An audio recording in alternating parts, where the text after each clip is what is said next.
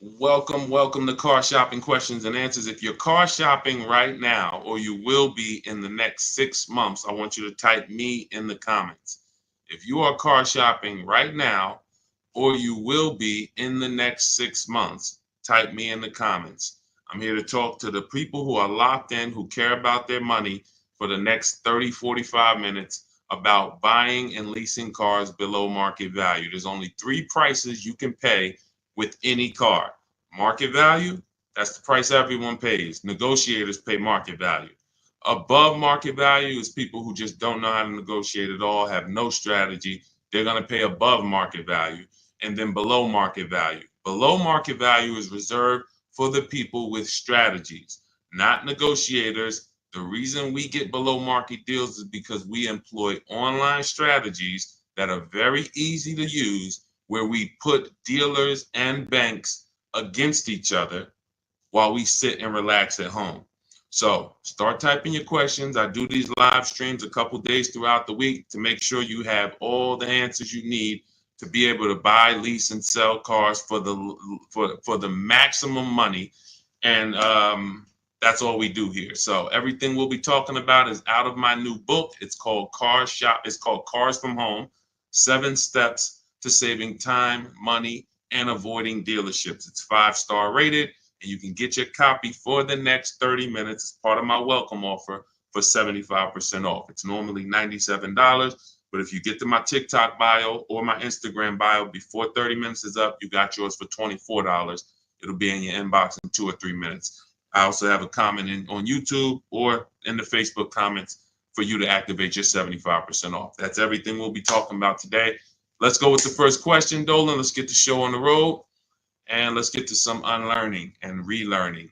Philly Speed, the last car I bought, the dealership wanted me to use their financing instead of my pre-approval. So we always let the dealership see if they can beat the financing we have, but we also come in prepared. And now you got to be careful now, because banks are now scamming. Banks are locking people in with hard credit pull pre-approvals. So they know that the people are hip to pre-approvals. And so I want you to pay very close attention to any company, dealership included, that tries to lock you in, because that's the exact opposite of what we do. We do not let banks and dealerships lock us in, because that prevents us from shopping their competition. And the way that you save the big money, not the hundreds, if you want to save the thousands, the 3,000s, the 5,000s, the 10,000s, and more, is you're putting dealers and banks against each other. That is the name of the game, and that allows you to save more money than you've ever saved without you could be the world's worst negotiator. You could be a horrible negotiator, and putting dealers and banks against each other is going to be how you save more money than the best negotiator in the world. So we don't do pre-approvals unless they're soft credit pull. If they're soft credit pull, we'll use the pre-approval to budget, because the only purpose of a pre-approval is to budget. Who's a homeowner? Type me if you're a homeowner. You know you got a pre-approval, or you got pre-approved for your mortgage to budget. They told you, based on your credit, based on your income, you could afford this much house: 300,000, 400,000, 600,000. They told you this is what your interest rate would be. This is what your monthly mortgage payment would be with taxes and insurance. So the only purpose for pre-approvals is budgeting. So now, when you don't, the reason why I hate bad pre-approvals, in my book I call them restricted pre-approvals, is because, one, they're going to activate the rate shopping window. Thanks, Dawn. The rate shopping window is a period of time that the credit bureaus give you to let multiple banks and lenders access your credit with a hard pull to compete. So within a 14-day period, you can have 20 banks access your credit, give you their best rate, so that you know you got the best rate because you created competition. Now, once you activate the first hard pull, the clock starts ticking. The clock starts ticking. And when you start, even see, You think this is your bank. It's not your bank. You don't own it. We don't own these banks.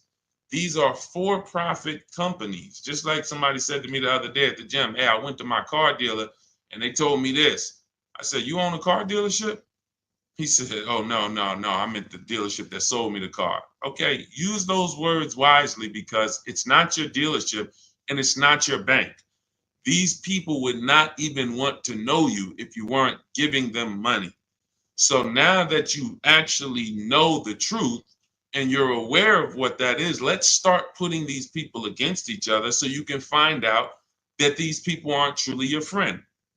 So the way we do it, I have a strategy I call the bank bidding war. This is what the credit bureaus allow. Again, you can Google Experian rate shopping, and you'll see an entire blog post that Experian put together saying how they allow you to rate shop with the hard pull. And at the end of the window, as long as you have multiple lenders within that period of time, not multiple dealers, not dealers running your credit, lenders, independent lenders, banks, credit unions, you're fine. At the end of the window, it's going to weigh on your credit like one hard inquiry. So if one hard inquiry would have lowered your credit score 10 points, 20 hard inquiries are going to lower your credit score the same 10 points because they see you're shopping for your rate. You don't get penalized for being diligent. You get rewarded because they know if you're shopping for your rate, you care about the $2,000 and $3,000 and $5,000 in your loan that you could save by getting the best interest rate. So we do this after we find our car, Philly Speed, because once we find our car, first of all, let me say this one thing. We separate who we buy our car from who we get our loan from. These two different people, because whoever wins the bid gets our loan. Whoever wins the bid gets to sell us a car. It's not the same person. It's not the same companies. What's up, Sheila? Good to see you, Sheila. So this is so once we find the dealer who's going to sell us the car, they win the bid, used car, new car. We now lock that car up with a deposit. Now we come home, we do all our rate shopping online, banks, credit unions, online lenders. I have resources in my book where you have online credit unions. Let all these people compete. Then we call the dealer and we see if they can beat it. This is how we guarantee that we're not paying 7.2% interest when we could have been paying 5.9% interest. We're not paying 6.9 when we could have been paying 5.19. That's big money. And I know you haven't been taught that. You've been taught, oh, let me just focus on this, my monthly payment. That's one of the worst things you could do is being a payment shopper. Being a payment shopper, hey, give me the $400 a month for this car. We got a deal. That is one of the, and in fact, that's the first video I made on TikTok that really introduced me to the world. Is the worst thing you could do in a car dealership. Just say, get me to this payment, we got a deal. Payments they can manipulate. $400 a month on a loan is 5 years, $20,000 on a regular loan. There could be $30,000 on a lease, $35,000 depending on the car. On a lease, could be $18,000, $15,000 with bad credit. $400 a month. There's so many ways to get this $400 a month. So you don't want to be mixing these things. You want to separate your loan shopping from your car shopping. And it's easy when you're paying cash. Cash buyers don't make these mistakes. Cash buyers still overpay. They don't get, unless they're bidding, but they don't make the mistake of mixing their payments and thinking, wow, just because I got a good monthly payment means I got a good price on the car. Absolutely not. You could have a great monthly payment, but you paid a terrible price for the car. Two totally different things. That's why we separate them. Go ahead, Dolan. I see a lot of questions coming in. Let's go. We'll keep more coming. Let's go. You ever had bad? Okay, let's go to the next question. I don't even know what that means. I don't even know what that means. Go ahead, Dolan. Next question. Maybe there was a typo.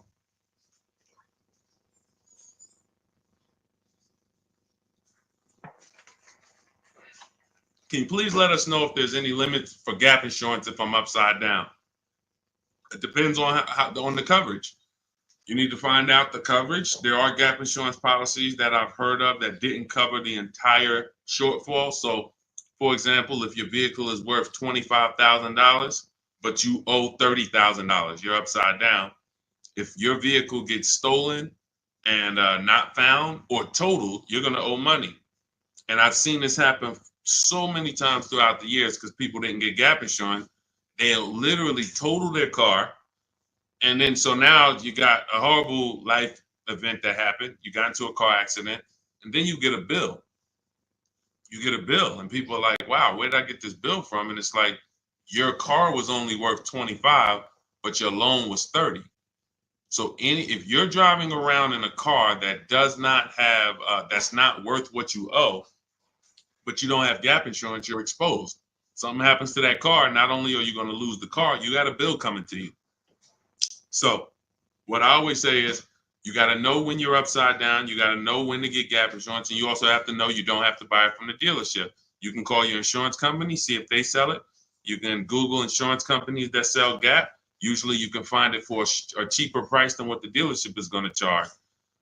But some of the worst, it's insult to injury. It's not many things like losing your car and then getting a bill on top of that. That's almost as bad as like having a car that's breaking down and then you got to fix something on it, but you still have a car payment. So the car doesn't drive, transmission's out, but you still got to make a payment every month. It's like, those are two of the toughest things. So know when you need gap insurance. Don't skip that. That's not a smart decision at all.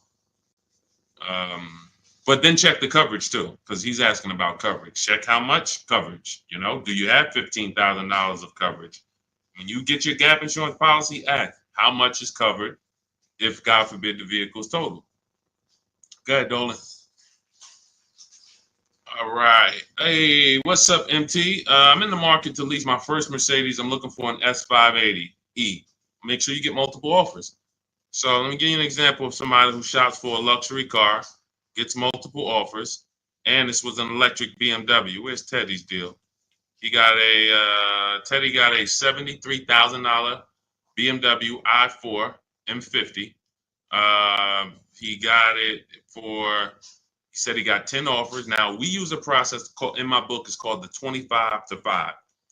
When you're getting a new car or a lease, you're reaching out to new car dealerships. And the reason why the strategy is called the 25 to 5, because we're going to get 25, we're going to connect with 25 dealers online. Takes us 20 minutes. Using my email scripts, we're going to get 5 offers. So it's 25 connections, 5 offers, 25 to 5. Now, some people you'll see they've gotten more offers using the strategy. In Teddy's case, he said, I received 10 offers. I only used the scripts provided. Closed on a 2024 BMW, $73,000 MSRP, $856 a month. Now, here's what I always say, and Teddy is going to confirm this. When you properly shop multiple offers, you are going to see a wide range. If you shop the right way, your best offer should be $150 to $200 apart, at least that different. So your highest offer should be at least close to $200 apart from your best offer. And sometimes it's even more than that. So in Teddy's case, you can see the dealer's initial offer came at $937 using the counter offer calculator, which I have in my book. You get access to this calculator where we put all our offers in, and then it spits out the counter offers based on the best offer we received. He said I counted at $829. He came back at $856. That's where he closed the deal at. So $856, $73,000 vehicle. That's a 1.1% lease. The way you judge your leases is you divide the monthly payment into the total MSRP, and that gives you what the percentage is. So he got a 1.16% lease. But here's what's very important. My highest offer during this process from a different dealer was $1,123. $1,123, even after his counters. So when I tell you that 80% of dealers are overpriced, had he been inside that dealership that was $1,123 trying to negotiate, it would not have mattered how great of a negotiator he was. The $1,123 dealer is not coming down to $856 because the $1,123 dealer is an 80% dealer. They're not going to sell the car if they can't make a certain amount of money. And that's what the 80% do. They'll discount and say that's the best we can do. They're not lying to you, but it's not the best their competition is willing to do. So if you're in a dealership that's an 80% dealer, this is why I said at the beginning of the stream, negotiators lose all the time. Great negotiators who don't use a bidding system lose all the time. I don't care if you're in sales. You say, Deshaun, I've been in sales. I negotiate for a living. You lose all the time because there's no way for you to know the bottom of a vehicle. You don't know, is the bottom 7,000 off? Is it 3,000 off? Is it 15,000 off? What's the bottom? And the only way for you to know the bottom is to get multiple offers from multiple dealers and see the one who gives you the best offer. That's what confirms what the bottom is. So this is what you do. If you're talking about leasing an S580, this is what you do. You get multiple offers. On an S580 $100,000 car, you should see a $400 swing from your best offer to your worst offer. You might see $1,100 a month and you might see $1,500 a month from one dealer. That is from a different dealer. That's how different it is. Now, if you want to call around and try to get the quotes yourself by the phone, you can do that. We don't do that. We use email because I believe that most people don't like talking to car dealerships. Believe it or not, there are some people who do, and God bless them. Go ahead, do your thing if that's you. Start calling around. But if you're like, you just want to be able to copy and paste and use emails, that is all in my digital book, Cars from Home, 7 Steps to Saving Time, Money, and Avoiding Dealerships. It's already 5-star rated. Thank you to everybody who's taken the time to write a review about the book. This is one that we got the other day. Marguerite, I started pulling these up. This book is a must if you're thinking of getting a new or used car. So much has changed in the process since I bought my car 40 years ago. Think of it as a workbook. Even though you finish the book, you'll refer back to it several times. This is another one that I snatched. Deshaun Auto book, Leave Nothing to Chance, from A to Z. He covers every aspect of car research, acquisition. I use the step-by-step approach from securing financing first to better understanding what I could realistically afford. Researched several vehicles, which led to the certified pre-owned. I reviewed my car specs, model years. See, what he's doing is he's walking you through the process I walked him through. That's what it is.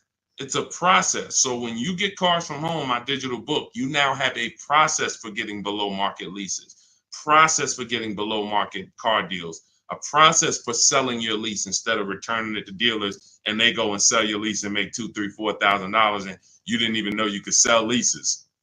You sitting here like, man, I didn't even know you could sell a lease. How much has that cost you? Let me ask you a question.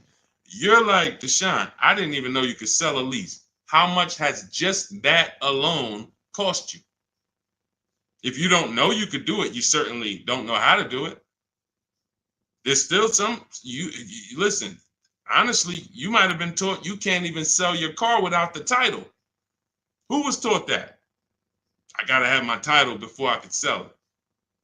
And I know this is true because when I was at the Mercedes dealer, people would walk in and the guy would be like, Deshaun, is that the new one? I said, yeah, that's the new, the 20, whatever. I said, all right, as soon as I make my last payment, coming back to see you for that. I know. Most of the people are not going to admit it, but they didn't know. They don't know this stuff. So the reason why we have to get, I'm talking to you who are honest, who are willing to be honest and willing to take the bad news, because that's how we change. You cannot, if you won't admit that you didn't even know how to sell a lease, then how are you going to get to the point where you can sell leases and make $2,000, $3,000, $4,000? See, I always meet people with bad news because I care about your car deal. I'm not the person who meets you and says, hey, Milton, you're doing a great job. Brandon, Rindy, you guys are just doing a great job buying these cars. Look at your deals. Wow, you're getting 1% leases. Wow, look at all these offers. You're getting $5,000, $10,000, $15,000 off on all of these offers. Great job. Oh, man, look at your pre-owned car. You got a huge discount. Originally, this car was $50,000 and you got it with good mileage for $26,000. Wow, you got a great discount on this pre-owned car. That's not how I'm meeting you. That's not how I'm meeting you. I'm meeting you. You don't even know that you should be getting the new price of a used car. You're looking at a used car. Duh, I'm looking at a 3-year-old car. Deshaun, how do I know if this is a good deal? Well, we need the brand new price. What was that car brand new? Was it 50? Hey, when I was looking at my Infinity truck, I was buying an Infinity truck 2 years ago. I was looking at 4 white ones. 4 white ones. They were between $30,000 and $32,000. Now, most people would have just said, oh, well, let me pick the best one. Close my eyes, did a roulette, and they would have got in trouble. Why? Because I know, which is what I teach you in my book and what I teach in these streams, you have to get the new price. So now I get the new price and I find out one of the vehicles brand new was 46, one was 48, one was 52, and one was 54. Brand new. So all of those cars, when they were 30 to 32, they look similar. Oh, they look so close in price. But once I understand that, oh, this one was 46. That one has $8,000 more equipment in it. The price became far. It became clear what value was the best. Somebody would have picked the $46,000 car and said, oh, well, that one they were asking the lowest price. Meanwhile, for $1,500 more, you could have got $8,000 more equipment. This is value. So these are the things when I meet you, this is how I come. Deshaun, I know I made a lot of mistakes. I'm willing to hear the bad news so I can get to the good news, so I can stop making these mistakes. That's all we're here for. And if you could take that, then we're going to be fine. You're going to be just fine. I can help anyone get below market deals who's willing to unlearn. That's it. If you're willing to unlearn, you're good all day. Okay, so that's what you do, MT. Get bids, multiple bids. You need to get at least 5 bids for that Mercedes before you make a decision. Once you get the 5 bids, you'll have a clear winner. That's who you do business with. Go ahead, Dolan. And matter of fact, let me show this Mercedes discount too. Just so you know, MT, we just had somebody who got a Mercedes. And just so you know how much money is in there, you got to zoom in on this. But this was a $79,000 Mercedes electric one, just like the one you're talking about getting, except this is an EQE. And Milligan got $27,000 off. That's 20. Let me put that back on the screen. If you're on Instagram, if you're on YouTube, you can see this. $27,000 off. So I don't want you going in there thinking that, hey, if I could get $5,000 off, that sounds like a deal to me. Well, unless you get multiple offers, or you could leave a lot of money on the table, you'll end up overpaying by like $15,000, $20,000 and never know it. Go ahead, Dolan, shoot that next one up. All right, welcome to the new people who just jumped on. This is Car Shopping Questions and Answers. We're doing rapid fire Q&A. Any car question, throw it up, type it up. Dolan will pull it into the screen. And shout out to the people who have liked the broadcast. Hit that like button. It means a lot. You make sure you run once you do that, you let the algorithm know we're talking big money over here. All right, ID Corals, what's the most discount seeing on a RAV4 Premium? You're feeling for the bottom. That's a losing strategy. So when I look at a vehicle like Tiffany's vehicle, Tiffany, look, she gets a Mazda 2024 CX-90. Her best offer from all of her bids was $6,530 off. At the time last year, Eddie got a Toyota 2023 hybrid Camry. Those were hot. His best offer at the time was $2,086 under MSRP. That was a time when people were still charging over MSRP for some of these hybrids and some of these Camrys. So you don't know what your offer is going to be. I wish I could tell you that, hey, a Jeep Grand Cherokee, if you get $7,000 off, that's the bottom. A BMW X5, if you get $6,000 off, that's the bottom. No one knows. And frankly, there's never going to be a way to know. The only way that you possibly could know is if you're in our network and you see people who make a deal. I'll give you an example. If I see Ansley picks up his QX, his Infiniti QX 60.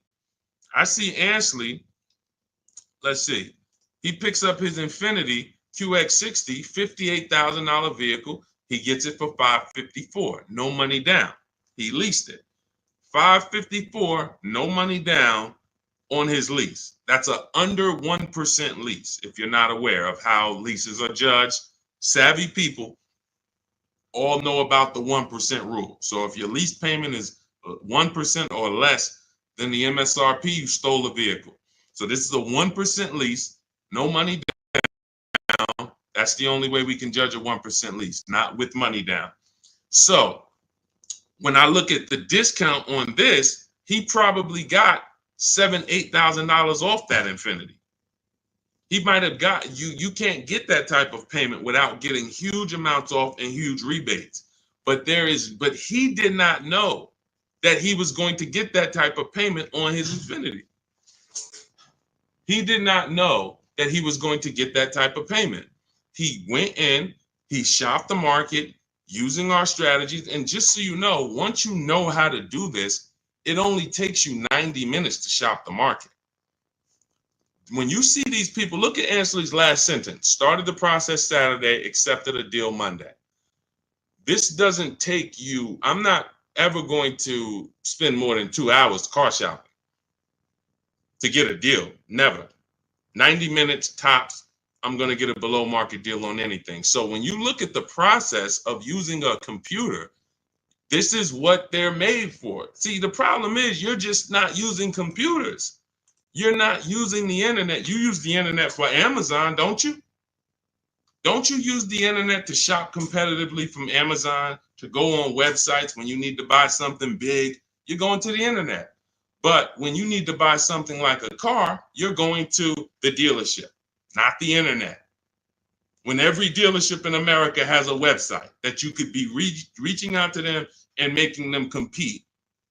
But no one knows what the below market deal is going to be, Cora. It's just ID corals. There's no way to know. We have people who, you saw Milligan, her below market deal was $27,000. It depends on the vehicle.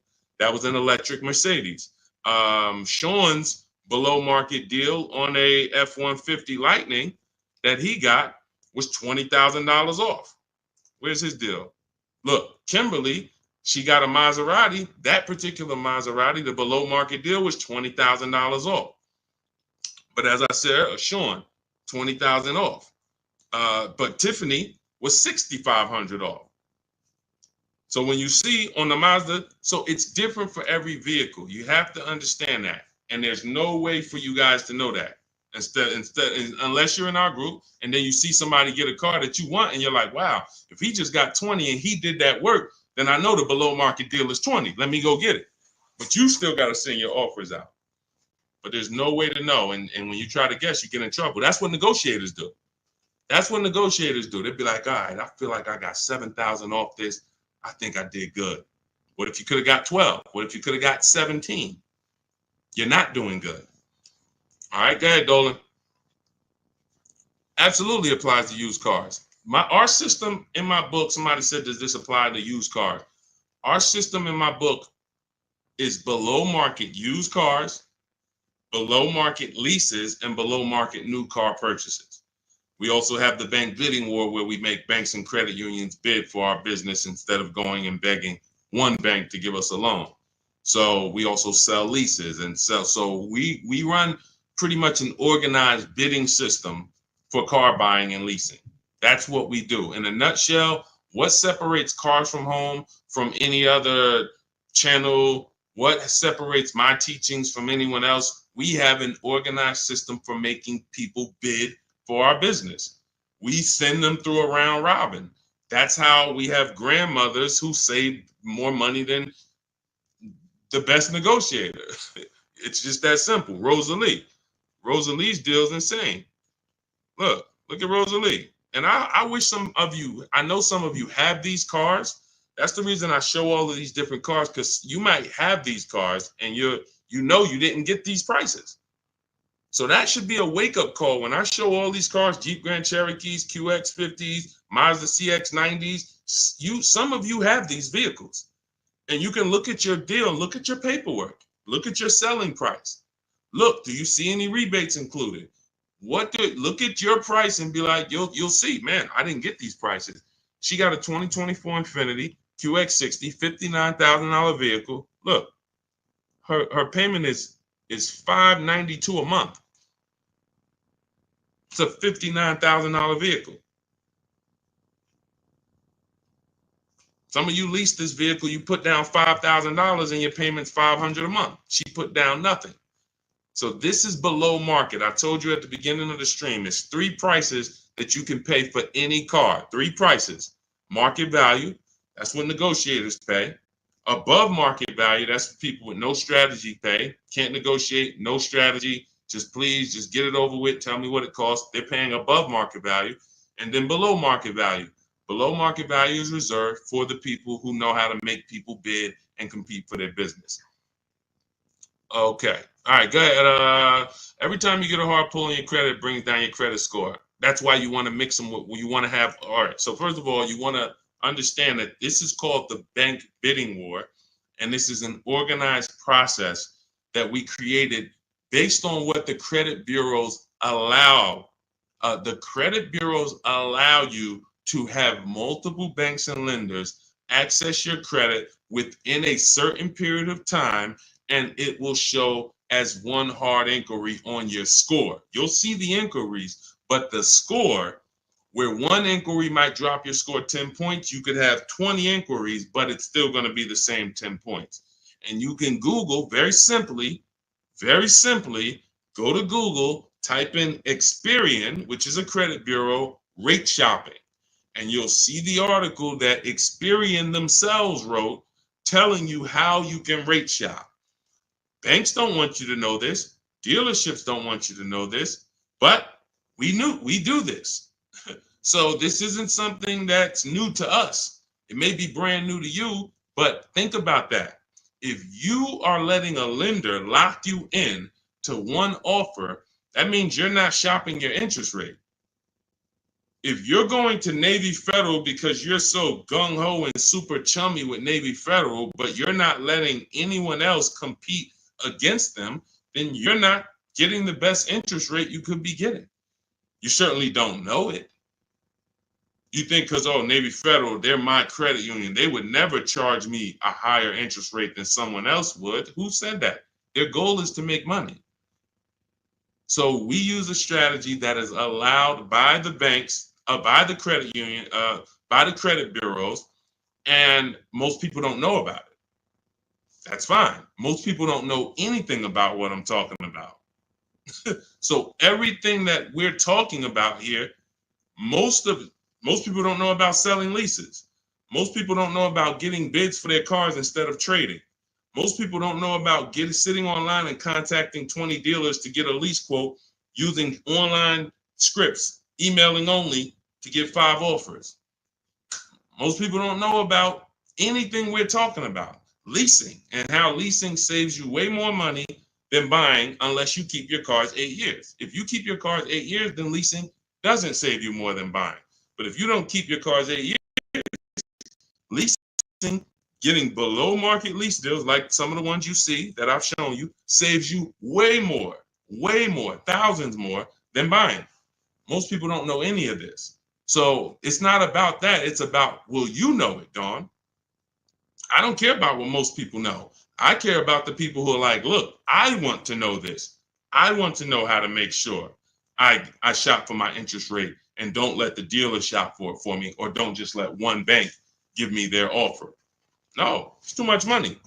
You know the difference between, and I want to pull this up, the difference in interest between on a $40,000 loan, $40K loan, what's the difference in interest from, let's say, 5.9 to 7.9%? Because we're so busy talking about the money on the car, but we totally overlook the money in the loan. And we don't. So when in my process, those of you who have my book, you know the bank bidding war. You know we're taking shopping at home for our loan just as serious as we're taking getting the best price for our car. So look, on a loan period, 5-year loan, interest paid on a 5.9%, 5.9%, hold on, interest paid at 5.9 is 15.8, difference is 4,000, positive comparison, and interest cost $40,000 loan over 3 years and 5 years. $11,000 in interest? That can't be right. Interest paid is that can't be right. Hold on.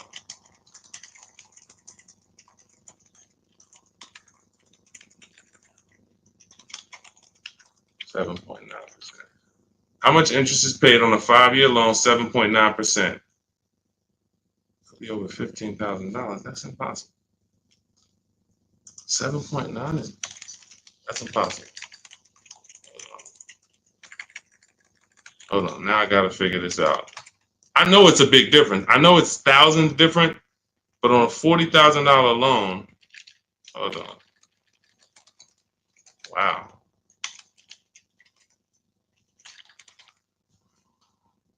All right. So if I put in a $40,000 loan, 60 months, 7.9% interest, 0 down payment. Forget about sales tax. Let's see, calculate. All right. Principal, interest. Why is it not giving me? Here we go. Total loan interest is $8,500. Okay, that sounds more right. Okay, so on a $40,000 loan at 7.9, interest is $8,500. Now at 5.9, interest is $6,200. $6,200 versus $8,500. That is $2,300. $2,300 from 7.9 to 5.9. So when Navy Federal gives you a 7.9% rate and you're just like, oh, well, I guess I'll just take it. That's my credit union. And you're not shopping them. You're giving them money without even trying. And everything we do is quick, simple from home. But you need to understand how much money you have given to these banks and dealerships by just not making them compete. You're not just magically getting big money off and saving all this money. That's just not, it's too much money in car deals. Go ahead, Dolan.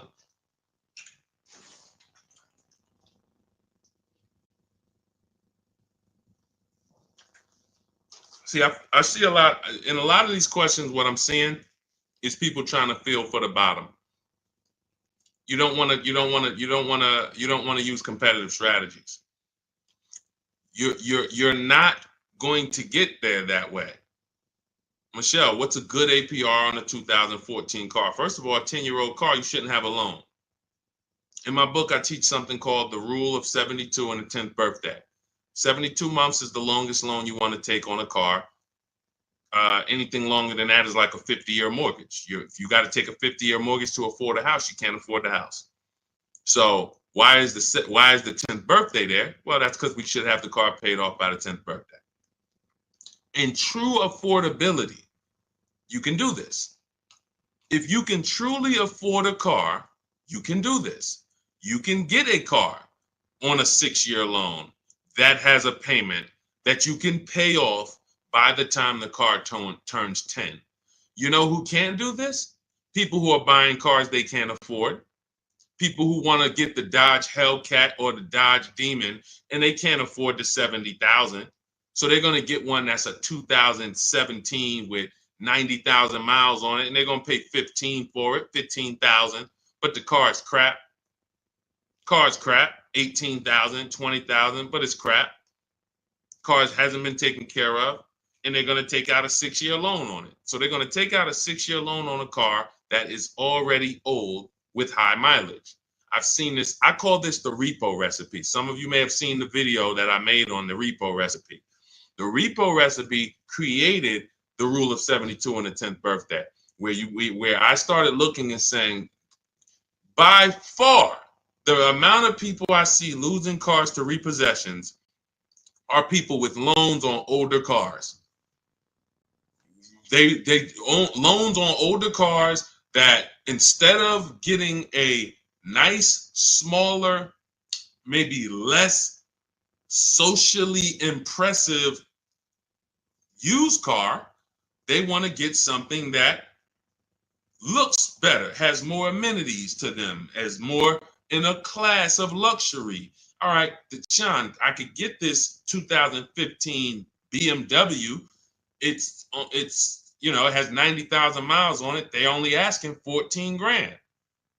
It's a horrible decision unless you can pay cash, because all you're doing is investing in a car for 5-6 years with payments that is already due for repairs. At 10 years old, the car you're asking about, Michelle, is already due for repairs. This is the age of the car. This is the age of the life cycle of the car where repairs should be normal. 10 years old, the car should be paid off. And every 2 years, you go to your mechanic. Hey, what does it need? They say, okay, hey, you got to put 1,000 into it. You got to put 800 into it. No problem. Here you go. Let me keep my car running. That's the age of repairs. But when you're starting a fresh loan on a car that is in the age of repairs, this is what I call the setup for the repo recipe, because you're going to now get this payment, $400 a month, $300 a month, $500 a month, whatever it is, and you now have a surprise. Hey, car's breaking down. Hey, what's this light flashing on my dashboard? Hey, what's this going on? What's this sound I'm hearing in the back? That's because you bought a car that is in the age of repair and you just bought it like it wasn't.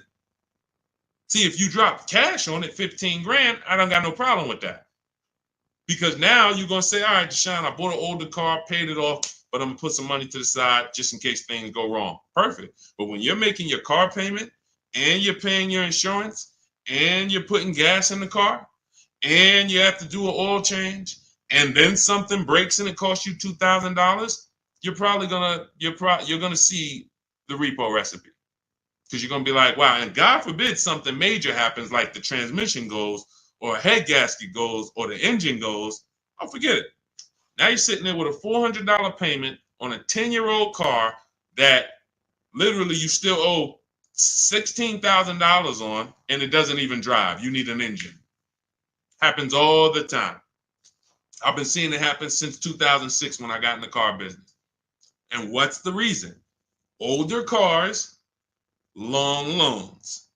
Let's get these older cars, instead of being frugal and saying, all right, I could afford $300 a month. Let me go get an inexpensive, smaller used car that I can get something that's 5 or 6 years old, where it'll take care of me. It's not going to have all the bells and whistles because I don't have the budget for that, but it is going to be dependable.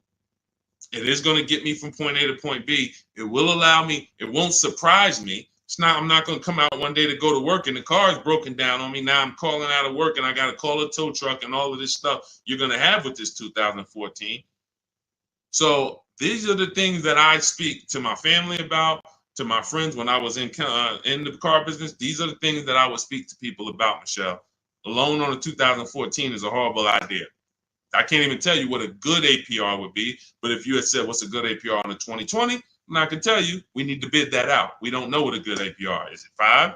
Is it 4.9? Do they have a special interest rate, 1.9? What's the best we're going to get? We're going to put it through a bank bidding war process, and we'll see. That's it. But a 2014, that's just too old of a car to have a loan on. Go ahead, Dolan. Everything I'm teaching is inside my new digital book. If you want the entire blueprint of everything that people like Pierre have used, people like Zafrina have used to get these below market deals, Teddy, people like Jared, look, Greg, some of you know Greg, he got his EV6 Kia, $56,000 vehicle, $527 a month. Everything that these guys have used and girls have used to get these below market deals is in my new digital book. And you can have it for 75% off. That's my welcome offer, but it's only for 30 minutes. After 30 minutes, it goes back up to $97. So if you want yours for $24, head to my TikTok bio now or my Instagram bio, click the website link there, and then click the button that says 75% off new book. Get there before the timer so you can get your $24 book instead of a $97 book, even though it's worth it at $97. And if you're on YouTube, I have a comment for you, a link for you in the chat, and then I have a link for you guys on Facebook. But that's for those who want the blueprint. It'll be there. And make sure when you get your book, you screenshot the thank you page, because it has my support team's email on there, just in case you type your email wrong. Want to make sure you can reach out to support to get your book. Go ahead, Dolan. Does your book go into detail about cash purchases? Cash is simple. It's just simple. You're using one step of the bidding process. If you don't have a car to replace, then you're using one step. If you have a car to replace, then you still be doing the equity assessment to sell your old car. You just wouldn't need the bank bidding war because you're not financing. But for sure, if you use you'd be using the same process that Milligan used. Milligan used to save $27,000 off her car. Pierre, he got his pre-owned Mazda. He got 20% off certified pre-owned CX-5. Used the perfect budget calculator. Spotted this best deal of similar listings, and then he knows how to get the original price to make sure that he got the biggest discount from the new version. Somebody like Vincent. Vincent gets a Lincoln. He wanted to get what I like about Vincent is he got more discount than he went in to get. I can't even see all of these people. Here we go. Vincent, he said, I bought a 3-year-old Lincoln Corsair under 45,000 miles. He targeted to get 30 to 35% off original MSRP using the multiple marketplace strategy in my book. He got a 43% off MSRP, original MSRP. See, that original MSRP, that's different language. That's language that you should be using when you buy a pre-owned car. There's no pre-owned car that you should be buying from this day forward, and the original MSRP is not in your language. It just makes no sense. How do you know what the price is if the price you're paying is good or not? What are you basing it off of? Market value? What the other ones are listed at all? That doesn't matter. What matters is how much was that car originally? 60,000? Okay, now they're offering it for 30. It's 50% off. How much was this car originally? 52? Now they're offering it for 30. Okay, what's the better discount? That's what matters with a used car when it comes to getting the best price. Now, that has nothing to do with getting a quality car. We have different steps we take to get a quality car. You got to get it. You have to check the Carfax. You have to look at the title. We don't want salvage title. We don't want frame damage. We don't want rebuilt titles. We don't want rentals. So you're checking the title. We're looking at accident history. We're looking at service records. We're checking to make sure that there's no bad data on that vehicle. It doesn't have electric problems, doesn't have software problems. We do all of this in literally 15 minutes. That's our steps for making sure we don't get a bad used car. But when it comes to pricing, you must know the original MSRP, or you can't, nothing else matters when it comes to used car pricing. So that's all in my new book. Grab your copy. You'll have the entire blueprint for how we do this. Go ahead, Dolan.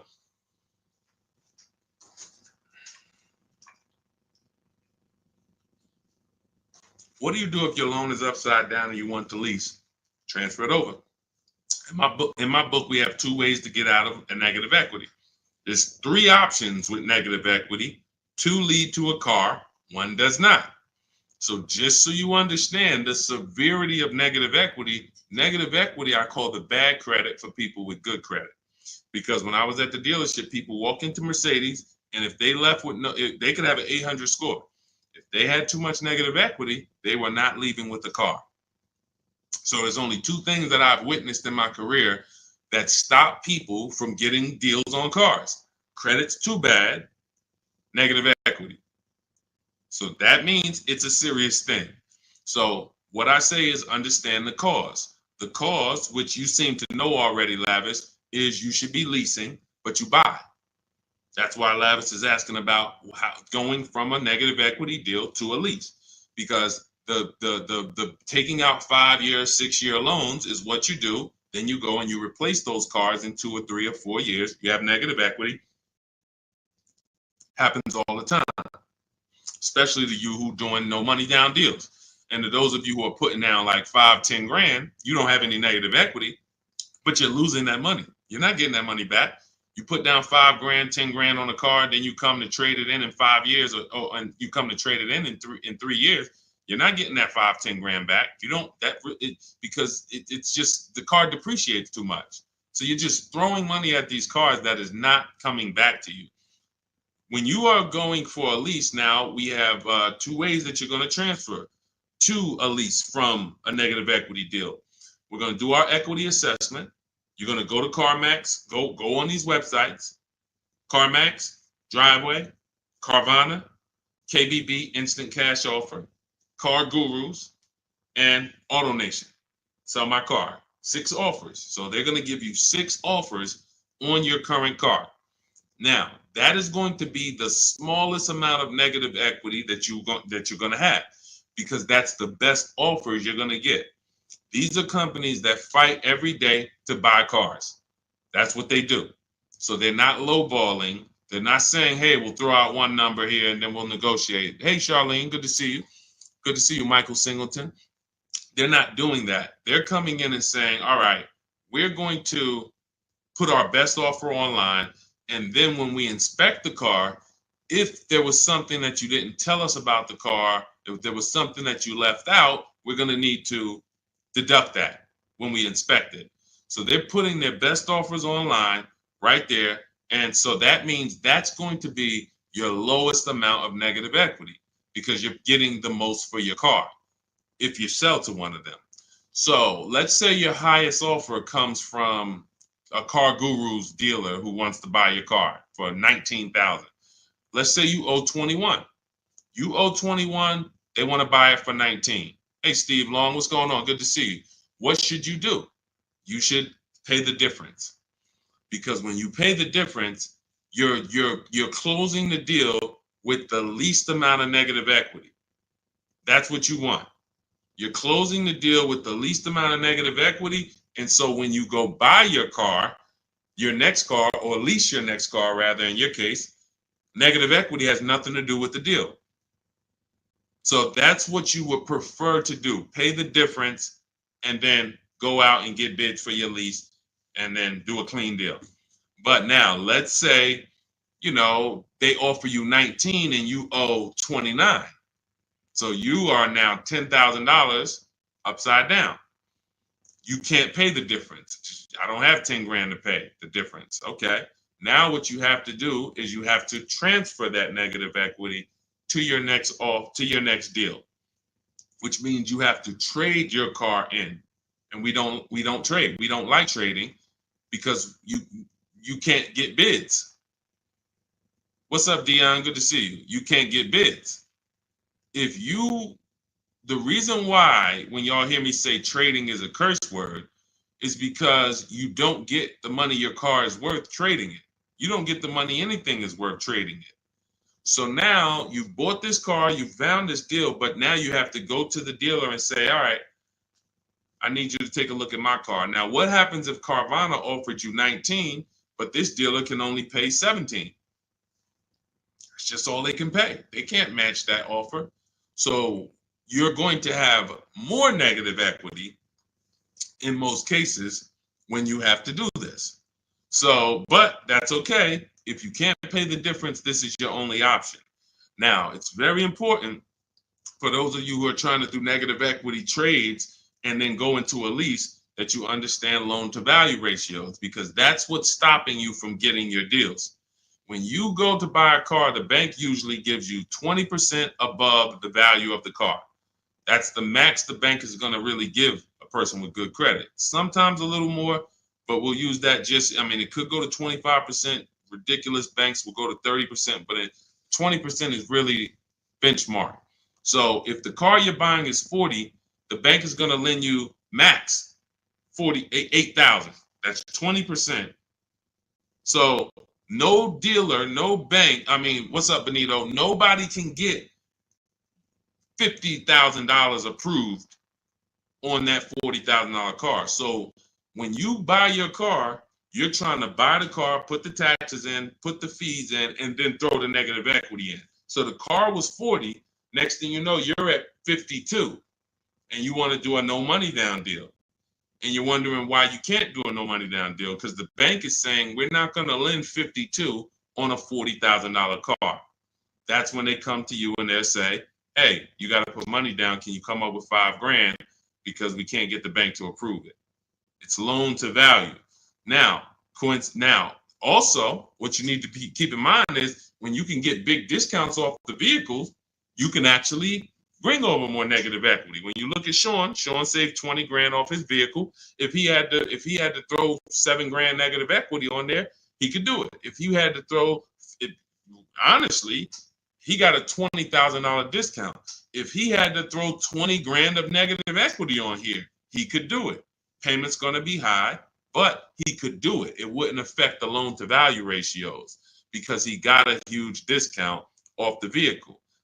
We talked about Tiffany. She got $6,500 off of her vehicle, her Mazda CX-90. If she wanted to slap $7,000 of negative equity on top of this deal, she could do it because she got a big discount. And the bank says, well, we're basing the loan off 44, not the fact you bought it for 36, 38. You got a big discount, but that we don't care about that. We're looking at 44 and we'll lend up to 51 or whatever. So if she gets $7,000 off and she wants to throw $7,000 negative equity, the bank's going to say, that's fine, no problem. So it has a lot, it has a lot to do with how much negative equity you have, and also what is the vehicle you're getting and how much discount did you get off that vehicle. That's what matters. So make sure you understand what's causing negative equity, which is for you. So because, like I said, Lavish seems to understand she's going into a lease, but the cause for negative equity is buying cars when you should be leasing. Very simple. Yeah, Bella, that's a $7,500 rebate, and that's not the only thing you should be thinking about. Like, you want to look at what discount can you get in addition to the $7,500 rebate. That's how we have people that are saving, $15,000, $10,000, $20,000. They're getting the rebates for the electric vehicles, but they're also getting huge discounts from the dealers that are winning the bid. Go ahead, Dolan, shoot the next one out. Okay, all of this is in my new digital book. It's called Cars from Home, 7 Steps to Saving Time, Money, and Avoiding Dealerships. This is the blueprint. This is 14 years of car business experience with Mercedes, with General Motors, and running my own brokerage and teaching thousands of people online how to get these below market deals and using a system. We don't wing it. It's not an accident. It's not like, oh, I hope this works. This is a particular set of things you do online to make dealers and banks bid, and success is guaranteed. If you trust my process and forget about your old way of no process, you will be fine. The success is guaranteed. So as part of my welcome offer, you can get the book for 75% off. It's normally $97 because it's worth every penny. I didn't want to price the book like it was a regular book because it's not. So it's normally $97, but for 30 minutes, you can get your copy for 75% off as long as you get to my TikTok bio, click the picture of me before 30 minutes is up. The welcome offer is only 30 minutes, then the price goes back up to $97. So you can go to my TikTok bio, go to my Instagram bio, click the website. You can go to the comment section on YouTube or the comment section on Facebook.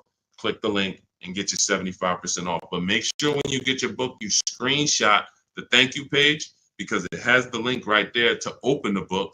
And then I also email you a copy, but sometimes you'll type your email in incorrectly and we can't email it. So you'll have my support team's email just in case. Is Capital One a good option to finance a car? We get bids. We spent a lot of time. You must have just jumped on, Jen. We get bids. There is no bank that is giving you the lowest rate. If a bank always gave you the lowest rate, they would be out of business. So when we consider what lenders, why do you think there's people in the money business? There are people in the money business. They don't care if you buy a car. I see you, Genome Hamilton. We'll get to you. Get that question from Genome on Facebook, Dolan, next. So why do you think there's people who are in the loan business? They don't sell cars. Banks don't sell cars, they sell money. So when you just see the overpaying, I told you guys, it's 3 prices you can pay for anything you get: market value, above market value, below market value. That means you can get a market value loan. That's the average. You can get an above market value loan, which is above average, 2-3 points higher than what you could have got just because you were lazy. Now you're paying not 8.2%, but you should have been paying 5.7%. But you just didn't bother. You just said, okay, I guess this is it. But below market deals come from competitive offers called bids. So when you are when Capital One should be a bank that you get a bid from, Navy Federal, Bank of America, Community Credit Union, Lightstream, everyone and anyone should be in the bank bidding war, because the more the better. So when you get my book, you get the bank bidding war blueprint. For those, every time you're going to finance a car, you would use that process to make banks and credit unions bid for your business, so that you guarantee you got the lowest rate. You don't drive off hoping you got the lowest rate when you didn't even make anyone shop. How would you have the lowest rate? There was no competition. We cannot get money off when there's no competition. The big money, the thousands of dollars off that you're seeing, is reserved for competition. This is reserved for people who make people compete for their business. That's what the big money is reserved for. Look, 4 days of leasing like a boss. Started with a Kia Telluride EX. That was my first choice. 15,000 mile a year lease, range from 642 to 753. Moved to Honda Pilot EX. All-wheel drive is choice B. Got quotes between 616 and 719 after contacting every dealer in North Carolina. We do this totally online, so Melissa's talking about the entire online process. The dealer I ended up leasing from originally quoted me 719, came down to 616 in 3 days, 0 at signing, 0.13% lease. This is what it's about. Competition. She knows she got the best price. You can't go to her and be like, Melissa, you think you could have did a little better? She's going to be like, look at all the offers I got. Do you think I could have did better? You're going to look and say, no way. See, competition is what gives you the peace of mind. Every time you buy a car, why don't you have peace of mind? Why are you driving away hoping? Driving away, oh man, you think we did all right? Should we have gotten tried to get more for the trade in? Shoot, we ended up putting 3,000 down. We only wanted to put 1,500 down. This is how you're leaving the dealership. Why? Because you're not making people compete. So when you're not making people compete, you're begging for discounts. And you have no leverage to be able to compare to even know that you got the best price. You have nothing to compare it to. So when people come on the stream and they're like, hey, Deshaun, I'm paying $519 a month for this car. Is that a good deal? You have nothing to compare it to. Hey, I got a 2019 Mazda 3 for $17,000. Is that a good deal? You have nothing to compare it to. But if you had seen 7 Mazda 3s and then the one you got, it was originally, $31,000, but you paid, $17,000 for it. You know this. And this stuff is simple. This isn't building rocket ships. But this is reserved for the people who care about their finances. Everyone doesn't invest. Everyone doesn't save. Everyone doesn't, take financial literacy seriously in any way. But there are opportunities that flash past all of us where we can absolutely benefit from learning things that other people don't know. If you learn how to invest in stocks better than other people, you're going to do better than other people. If you learn how to get cars less than other people, you're going to get less than other people. This is not by accident. But you got to focus. This is your second most expensive purchase. So this is only for the people who are focused. This is for you. The blueprint, everything, my book, anything I do, the streams. The streams aren't for distracted people. We can't do nothing with distracted. There's people on here right now that got me on one channel, playing video games on the other channel, and then eating with another hand. And they think it's hard to win like that. And we're going to talk about a $30,000, $40,000, $50,000 transaction, and you're not even really focused. So I want the people who are focused to understand your success is guaranteed. Just by being locked in, your success is guaranteed. Because we have a process that you can trust that you no longer have to wing this car buying thing. I've been in this thing since 2006. Car buying is very predictable. New cars, used cars, leases. There is nothing a car salesman is going to say or type to me or send to me in an email or send to my people that I haven't seen before. I used to have to send those same emails, copy and paste them. It's so predictable. So once you understand that, you'll understand why we're able to get these deals. All we're doing is putting people against each other. Simplest terms. Simplest terms. But we do have some advanced stuff when it comes to leasing versus buying. Obviously, this is more advanced teaching that people don't understand. But getting the money off, it's competition. Competition. Go ahead, Dolan. Shoot the next one in. Jerome Hamilton, if I get a GM employee discount, can I get a better lease? Who knows if they're going to really give it to you? See, the problem is when you walk in and say, hey, I got a General Motors discount. All right, here, let me work you up these numbers. All right, it's $601 a month with $2,000 down. Oh, that's the GM price? Yeah, that's the GM price. How do you know that? How do you know the GM price? How do you know it's not $3,000 in rebates that I'm holding back? How do you know it's not $3,000 in rebates and I'm only giving you $1,000 of it? Here, hey, I also we have $1,000 rebate. I also put in there for you. Oh yeah, you did with the GM pricing? Yep. You don't know. You don't know. So no matter whether we get X plan, GM deal, Mercedes fleet, does not matter. Multiple offers, because when you get multiple offers, what you're going to see is that some people are not going to give you the GM discount. And some people are not going to give you the rebates. They're just not going to do it. It's in their DNA. An 80% dealer is going to try to make everything they can make. I'm not giving this guy the $2,000 rebate. Wow, come on, I'll sell his car to somebody else. So now you're going to deal with an 80% dealer and hope you can get a deal. No. Once you see the 20% that says, here's your GM discount, and here's a $3,000 rebate, and here's the price, and then you compare it to the others, you're going to see, oh, those guys were trying to get over on me. Of course, that's what they do. That's what they do. 100%. Go ahead, Dolan. We always get bids. Doesn't matter. You can't trust anybody to give you a price and give you all the rebates and give you the hidden money like they're your friend. That's just not going to happen. If they rather make the $5,000 themselves, why am I volunteering money that you're not even asking for? You came in and you asked for a GM discount. I'm giving that to you, maybe. But you didn't ask me about these rebates. You didn't ask me about, I don't need to volunteer this. This is how they look at it. So many times you get in there, you go, oh, give me the invoice price. Can you give me the invoice price? We got a deal.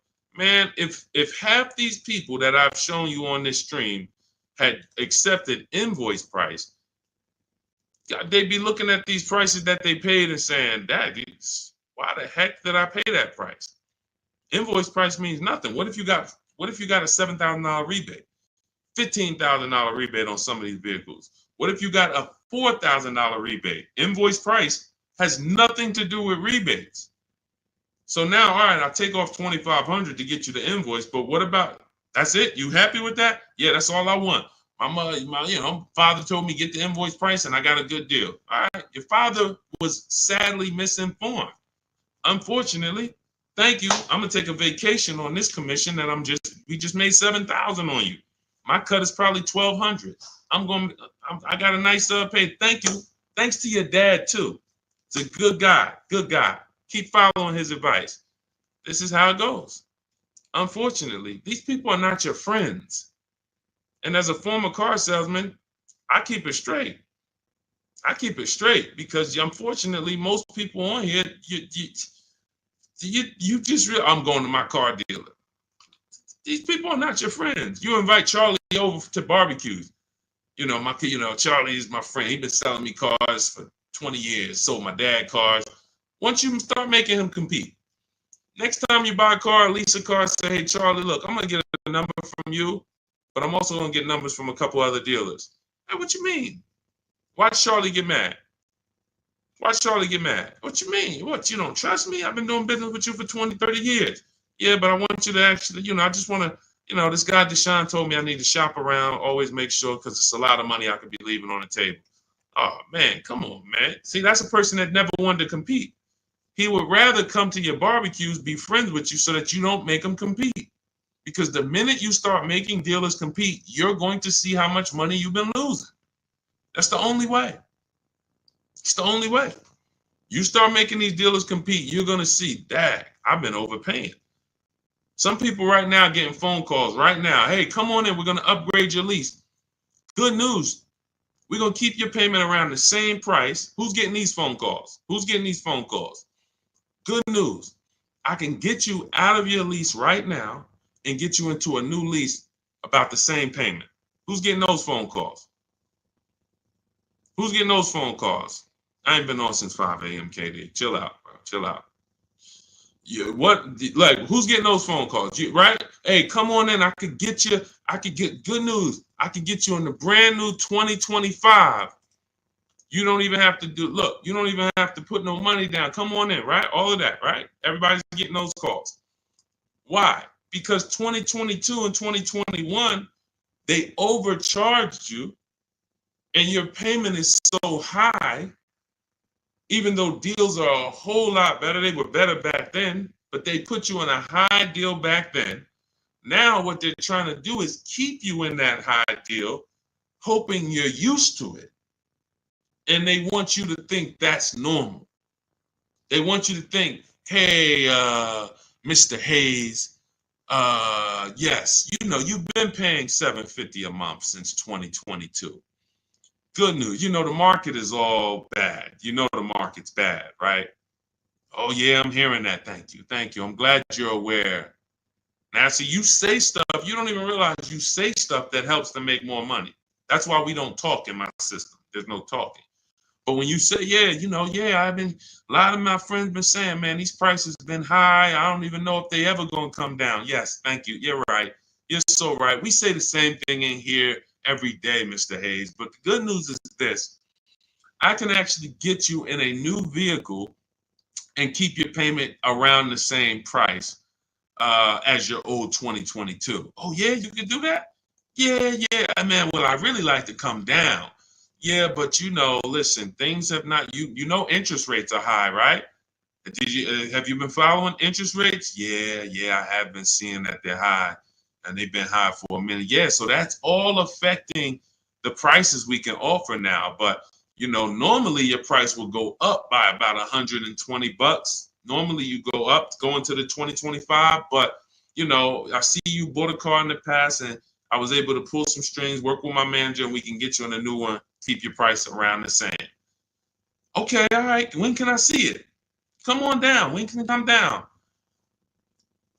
That price should be dropping from $750 to like $520 because the market is entirely different. There's been great deals out here since the daggone pandemic. It's been great deals. During the pandemic, we helped Bonita. Bonita got her Telluride. She got it for $600 a month during the pandemic. That's why I always show her deals. $600 a month. People are leasing these for $800 a month, $900 a month during the pandemic. This was 2022 when people were leaving out of the dealerships with axes in their heads. Couldn't believe how high they were paying. She believed $600 a month, her dream vehicle. So these deals have been out here. Look, Greg made this deal. Look, we've been making deals, below market deals. Look at Danielle. $44,000 vehicle, $550 a month, no money down. Charles, Palisade, $48,000 vehicle, $597 a month. Hyundai Palisade, top 5 SUVs in the market the last 3 years. So the people who tell you there's no deals, they don't know how to get them. So yes, when you go into, when you don't have strategy, I told y'all, I've said it, I think 3 times, maybe 4 on this stream. There's only 3 prices you can pay.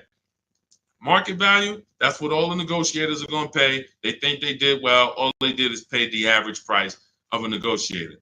Now you got above market value. That's for the people who can't negotiate. You don't like negotiating. You're not good at it. You just close your eyes and hope that it works out for you. You're paying above market value. And then below market value, which is what you see these people pay because they're not negotiators. They make people bid. And when you make people bid, You don't have to be a negotiator. If someone comes in to fix, you want to get your kitchen redone, and they tell you, okay, it's going to be $50,000. Yeah, hey, is that your best price? All right, yeah, all right, because I'm going to have 3 or 4 other people come in and get a number too. Okay, well, I might be able to get you from like 50 down to like 45. Okay, it's all right. I'm going to have another person come. Another person says, I could do it for 41. Another person says, I could do it for 60. Okay, another person, I could do it for 42.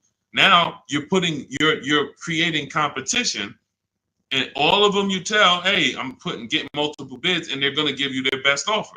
Doesn't mean they're going to win, but when they know you are getting other prices, they're going to give you their best offer.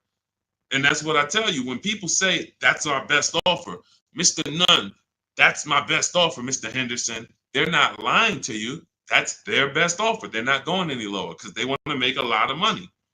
Look, man, I'm making $6,000 on this car. If I can't make it, I'll sell it to someone else. I'll sell it to someone else. I don't need to sell. That's how the 80% of dealers think. You expect the incentive to get a lot better the next few months, especially Ram. What are the incentives now? Unless you can tell me that you shop multiple dealers for Rams and you can show me 5 different offers you've gotten on a Ram, you don't know what the incentives are now. How can we wonder if stuff's going to be better? What are you comparing it to? You went into one dealer, Dodge dealer, hey, how much is this Ram? They told you and you're like, oh, well, that's expensive. 80% dealer. 80% dealer. And again, the only way for you to see how much you've been overpaying is to start using these strategies that we teach for multiple offers. And I know, sometimes it's hard to face that. Sometimes you would rather not see how much you've been losing. And that's understandable. It doesn't make financial sense, but it's an emotional decision that's understandable.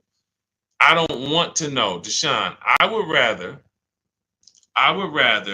keep shopping the way I've been shopping and save no money or the same money rather than shop the new way and then see that the old way was costing me tens of thousands of dollars.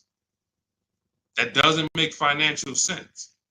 But the people when you ask, are the incentives good? You got to know what the incentives are now. That means we run the market. When I was shopping for my mother a couple years ago, I ran all the offers on a Mazda CX-5 for her in October.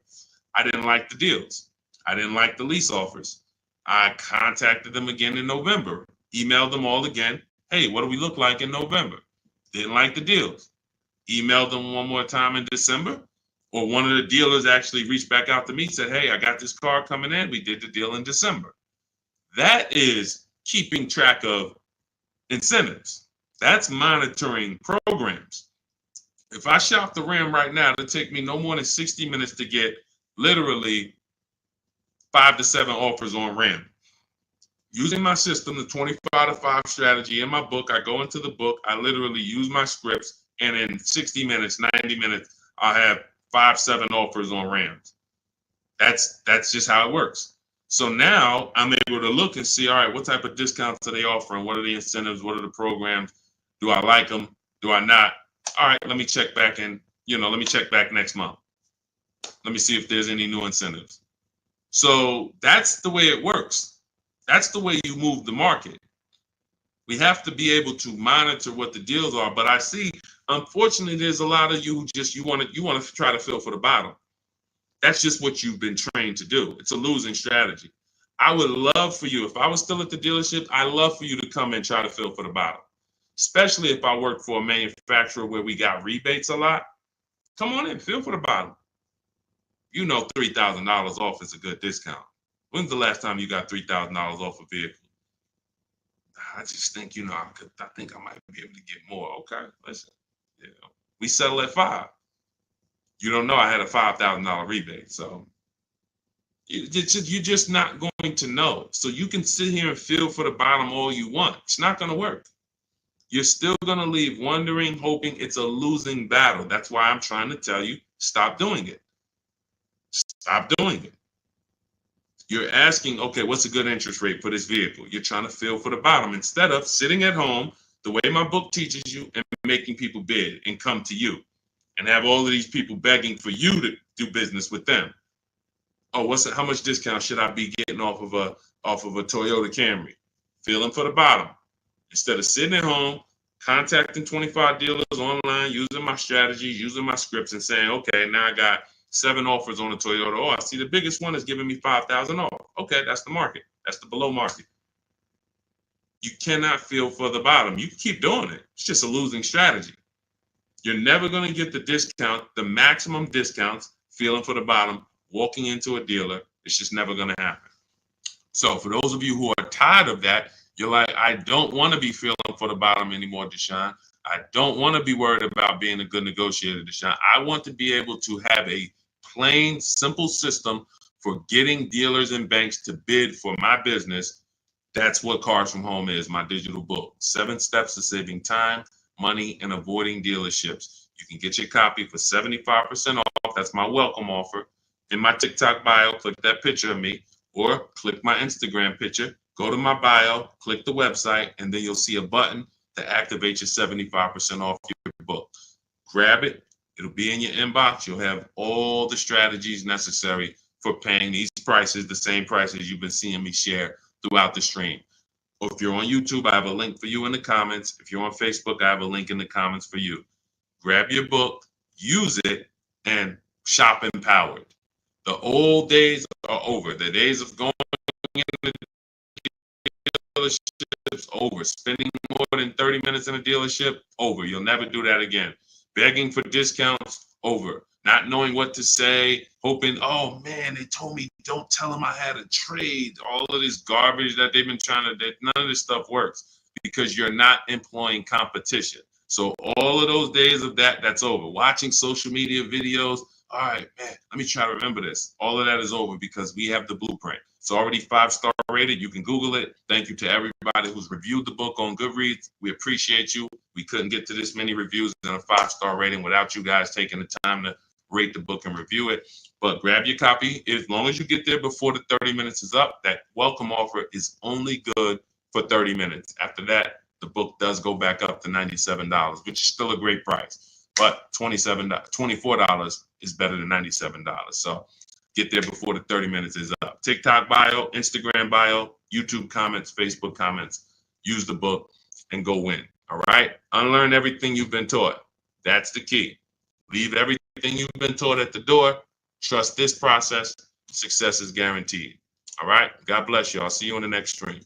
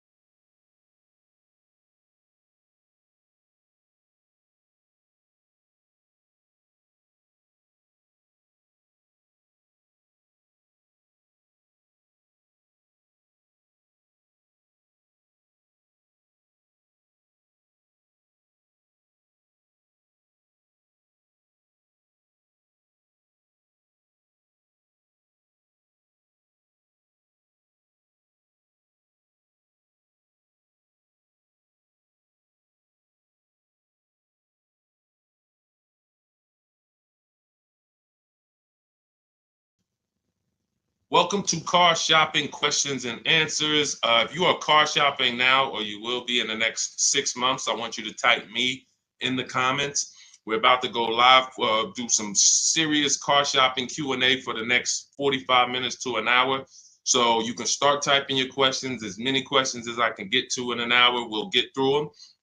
And what you often will see, that someone else is going to ask the same question you have. So a lot of times you'll actually, even if you can't get your question into the stream, because usually by the time we get 20, 30 minutes in, we got lots of questions and we don't always get to them all. But usually someone else will literally ask the same question that you have. So, so we can start talking. I'm just sharing this to Facebook now. This entire stream is sponsored by my new digital book. It's called Cars from Home. 7 Steps to Saving Time, Money, and Avoiding Dealerships. You can get a copy for 75% off for the next 30 minutes in my TikTok bio, my YouTube, in my TikTok bio, my Instagram bio, the YouTube comments, or the Facebook comments. And the book's normally $97. Everything we'll be going over today will be out of that book. Every answer that I give you is out of that book. So if you want the entire blueprint and you don't want to remember the things that we're about to go over, you grab the book, and obviously everything we're about to go over, we wouldn't be able to cover everything that's in the book. There's like 100 questions that'll be answered in that book. So let me just share this to Facebook, and we'll get started with the first question that we got from TikTok. So type your questions in as fast as possible, and type your questions in one shot. Don't do like a part one, part two, and because then Dolan can't bring them into the stream. Okay, Dolan, let's get going. Let's throw up the first question, please. Nora, I'm upside down on my vehicle. How do I get out or pay off early? There's two ways to deal with negative equity. One of them is easier. It depends on the resources you have. So you have the option to pay the difference, which means you are actually going to say my highest offer for my car is $18,000, but I owe $20,000. That means I have $2,000 of negative equity. I'm going to pay that off. That way I can go and do a clean transaction for my next car. I don't have baggage going into my next car. And I get to maximize the value of my current car through what we call a bidding process. So we don't trade our cars. We only get bids from cash buyers like Carvana, CarMax, Kelly's Blue Book Instant Cash Offer, AutoNation, Car Gurus, and Driveway. That's 6 cash offers we get. These are companies that fight feverishly to buy cars. They pay more than dealers, and they write checks on the spot. You literally go, have your inspection, they go into the accounting department, and they come back with a check for you. This is not like selling your car on Facebook Marketplace. So they're going to pay more than dealers. So you want to make sure, if you can, you sell to them, because that's going to be the highest offer you're going to get for your car. And that's going to be the least amount of negative equity you will have. If you can't pay the difference, then you must trade. And trading is a curse word here, because you never get what your asset is worth trading. If I wanted to trade this phone, I'm not going to get as much as I would get putting it on the open market and getting prices and offers for it. So trading is a last resort. What happens is, if you can't pay the difference, you now will go shop for your new car, find a dealer willing to sell you the car at the lowest price, and then you would ask that used car manager to value your car. I do not recommend you go into the dealer and let them just mix the deals together.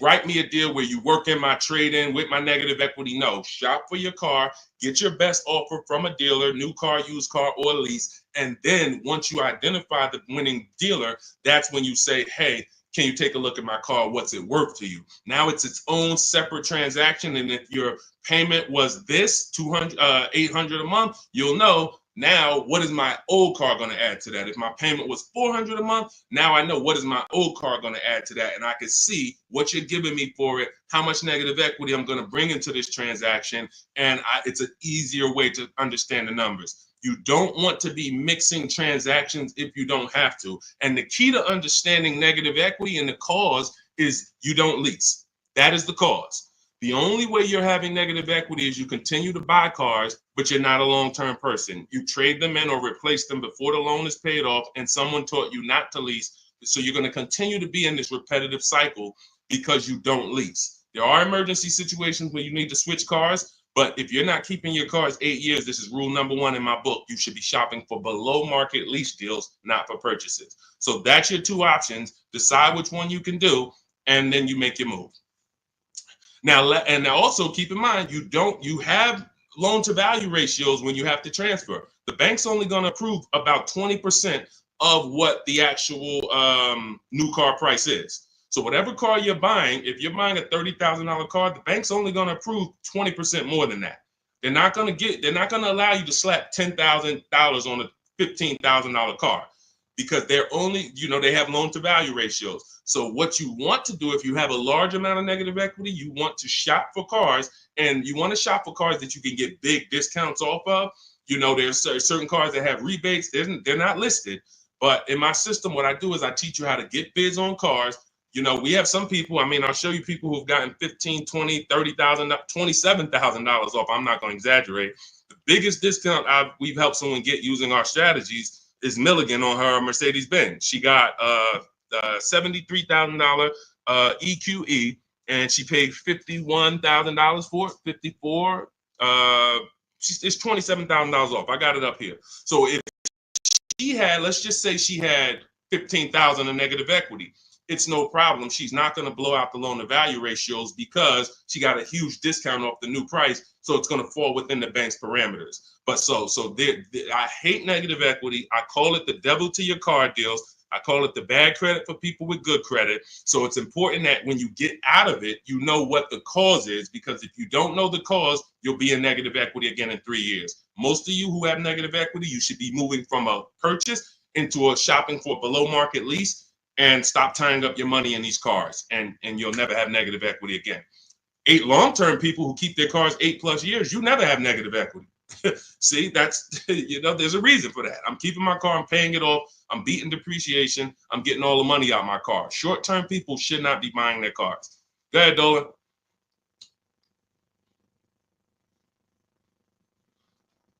All right, keep typing your questions, y'all. We'll get to as many questions as we can in 45 minutes. Now, let me just actually say this. We have a 7-step process. Everything in my system is 7 steps. We don't go, see, a lot of times you don't understand what you should be doing first. Should I be focusing on my old car, my trade-in, shopping for a car first? What should I be doing first? So we have a system that you actually now have a process. It's 7 steps. First step is the most important question. That's leasing versus buying. How are you going to beat depreciation? Because you're about to buy a depreciating asset. If you buy a depreciating asset with no plan to address or beat the depreciation, you are going to lose like everyone else loses. So we need to see, am I going to beat depreciation with a long-term purchase, or am I going to beat depreciation with a below market lease? Long-term purchase, I got to tie up my money. My money's going to be in the car 3 years, 5 years, 6 years, but over time, the depreciation is going to cool off. I'm going to have a vehicle that doesn't depreciate much. Who has a vehicle that they've had for more than 10 years? Type the number of years you've had it in the comments. If you had a vehicle for 10 years, type 10, 12, even if you had it for more than 8. Let's go 8 because it's called the 8-year rule. If you've had it for more than 8, type the number of years that you've had your vehicle in the comments. Let's see how many long-term people we truly have, because not a lot of people are long-term.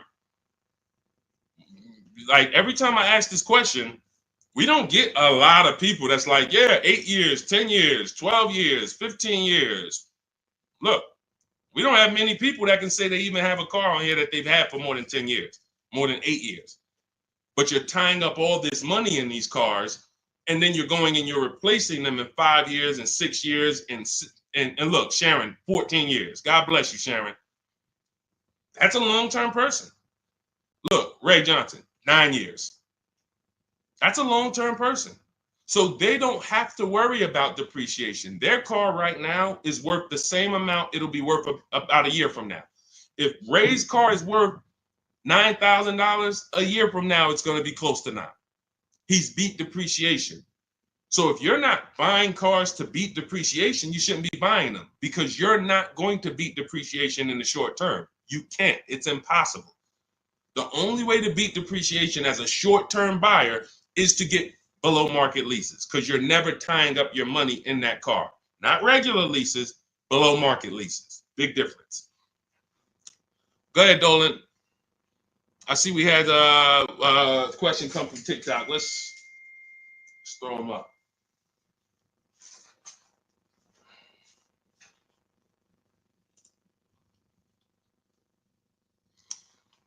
Okay, what about a fun car? I'm planning to keep my brand new car for 5 years. My previous car was a lease and traded in since I had positive equity. That you're going to lose. Keeping a car for 5 years, a brand new car for 5 years, you're going to lose. And I'm going to show you how big you're going to lose by doing this. You can't keep a car for 5 years. If you're telling me you plan to keep a brand new car for 5 years and then replace it, this is the depreciation curve. This is the depreciation curve. You're going on a sliding board. Whatever you paid for this car, let's say you paid $35,000. In 5 years, that car is going to be worth $17,000, maybe $15,000, depending on how much you drive. You're literally going down a sliding board, and then you're going down another sliding board when you get your next car. You're wrapping up money in these cars. Now, when we look at somebody like Ray, who kept his car for 9 years, his depreciation curve doesn't look like yours. It looks like this. See, this is what it looks like when you first buy the car. You're losing value every single day. You're losing thousands of dollars in value on a yearly basis. So when you go and say, all right, I'm going to just go buy this car, tie this up. Let me show you why you can't do that compared to someone who's leasing. You're going to spend thousands of dollars more. So you take somebody who got a below market lease like Zafrina. No, that's too. Let's use Zafrina. She gets a $65,000 vehicle. She's paying $579 a month. $65,000 vehicle, $579 a month. That's what we call a 1% lease or below. When you have your lease payment is 1% of the MSRP or less, that means that's a 1% lease or lower. She has a 0.88% lease. Now, she's not, over the next 3 years, she's going to invest in this car, $579 times 36. She's going to invest $20,000 to drive a $65,000 car. Now, if somebody bought this $65,000 car, what's their payment? Every $5,000, remember this rule, is about $100 a month on a 5-year loan. Remember that rule. Every $5,000, when you look at a car, is about $100 per month on a 5-year loan. So when you look at a $20,000 car, you should automatically say to yourself, that's going to cost me about $400 a month. You look at a $50,000 car, that's going to cost me about $1,000 a month on a 5-year loan. When you don't do that, now you let them put you in 6- and 7-year loans because you're not focused on what the real cost is. You're just like, get me to a low payment. I'll get you to a low payment. I'm going to put you in an 8-year loan. So we know this. Looking at her car, she would be spending roughly $1,300 a month if she bought that car. Even if she got an incredible deal, saved 10 grand off of the car, she's still going to be spending about $1,100 a month. She's putting $579 a month into this car. How do you compare $579 to $1,100? How do you compare $579 to $1,300? Let's say she bought a used version of this car. So instead of $65, she found a used one for $40. Every $5,000, $100, that's an $800 a month payment. How do you compare $579 to $800 for a used version? You can't. So when you're out here listening to people who've told you don't lease, they don't understand depreciation and they don't understand how to get below market leases. These are not regular leases. In order to get below market leases, you must employ competition.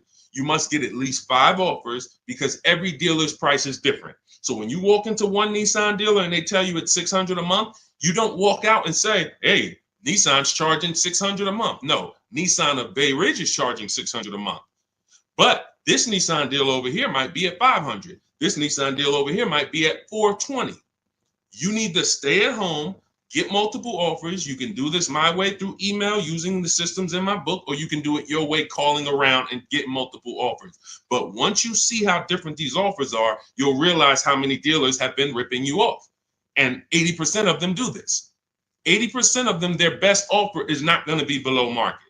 They're going to make a certain amount of money or they won't sell the car to you. But we find the ones who will.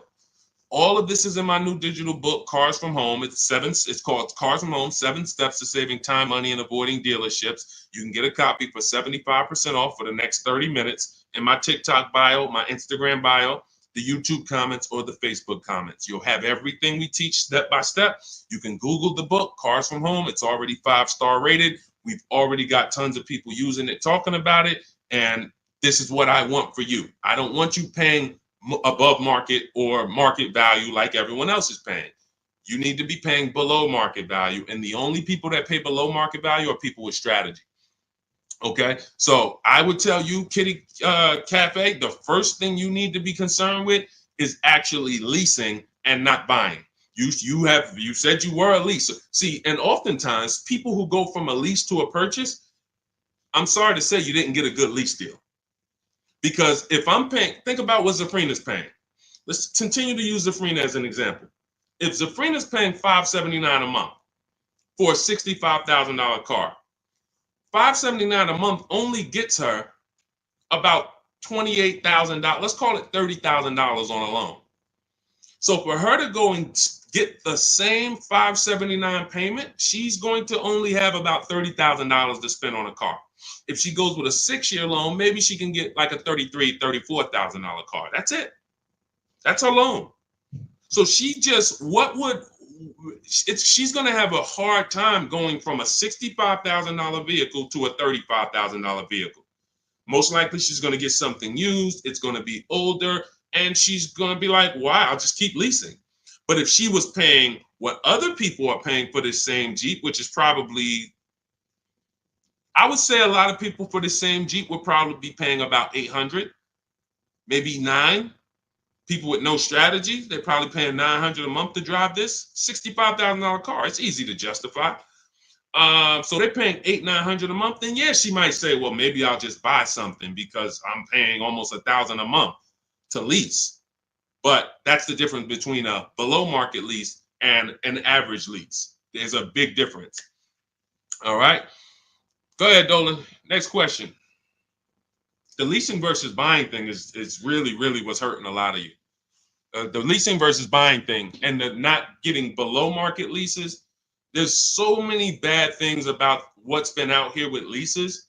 It's horrific. I spend every day putting out information trying to dispel this. But I realize there is so many voices that have told you guys things, but here's the thing.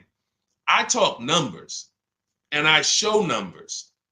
If you pay attention, the people who tell you about leasing never talk numbers. They never show you numbers. All they do is rent. Leasing is renting. Leasing limits you. You limit, they pick your mileage. You pick the mileage. It's so much bad information. But I've been leasing since I'm 22 in the car business. Got my first lease, Pontiac G6, $20,000 vehicle. I was paying $256 a month for it.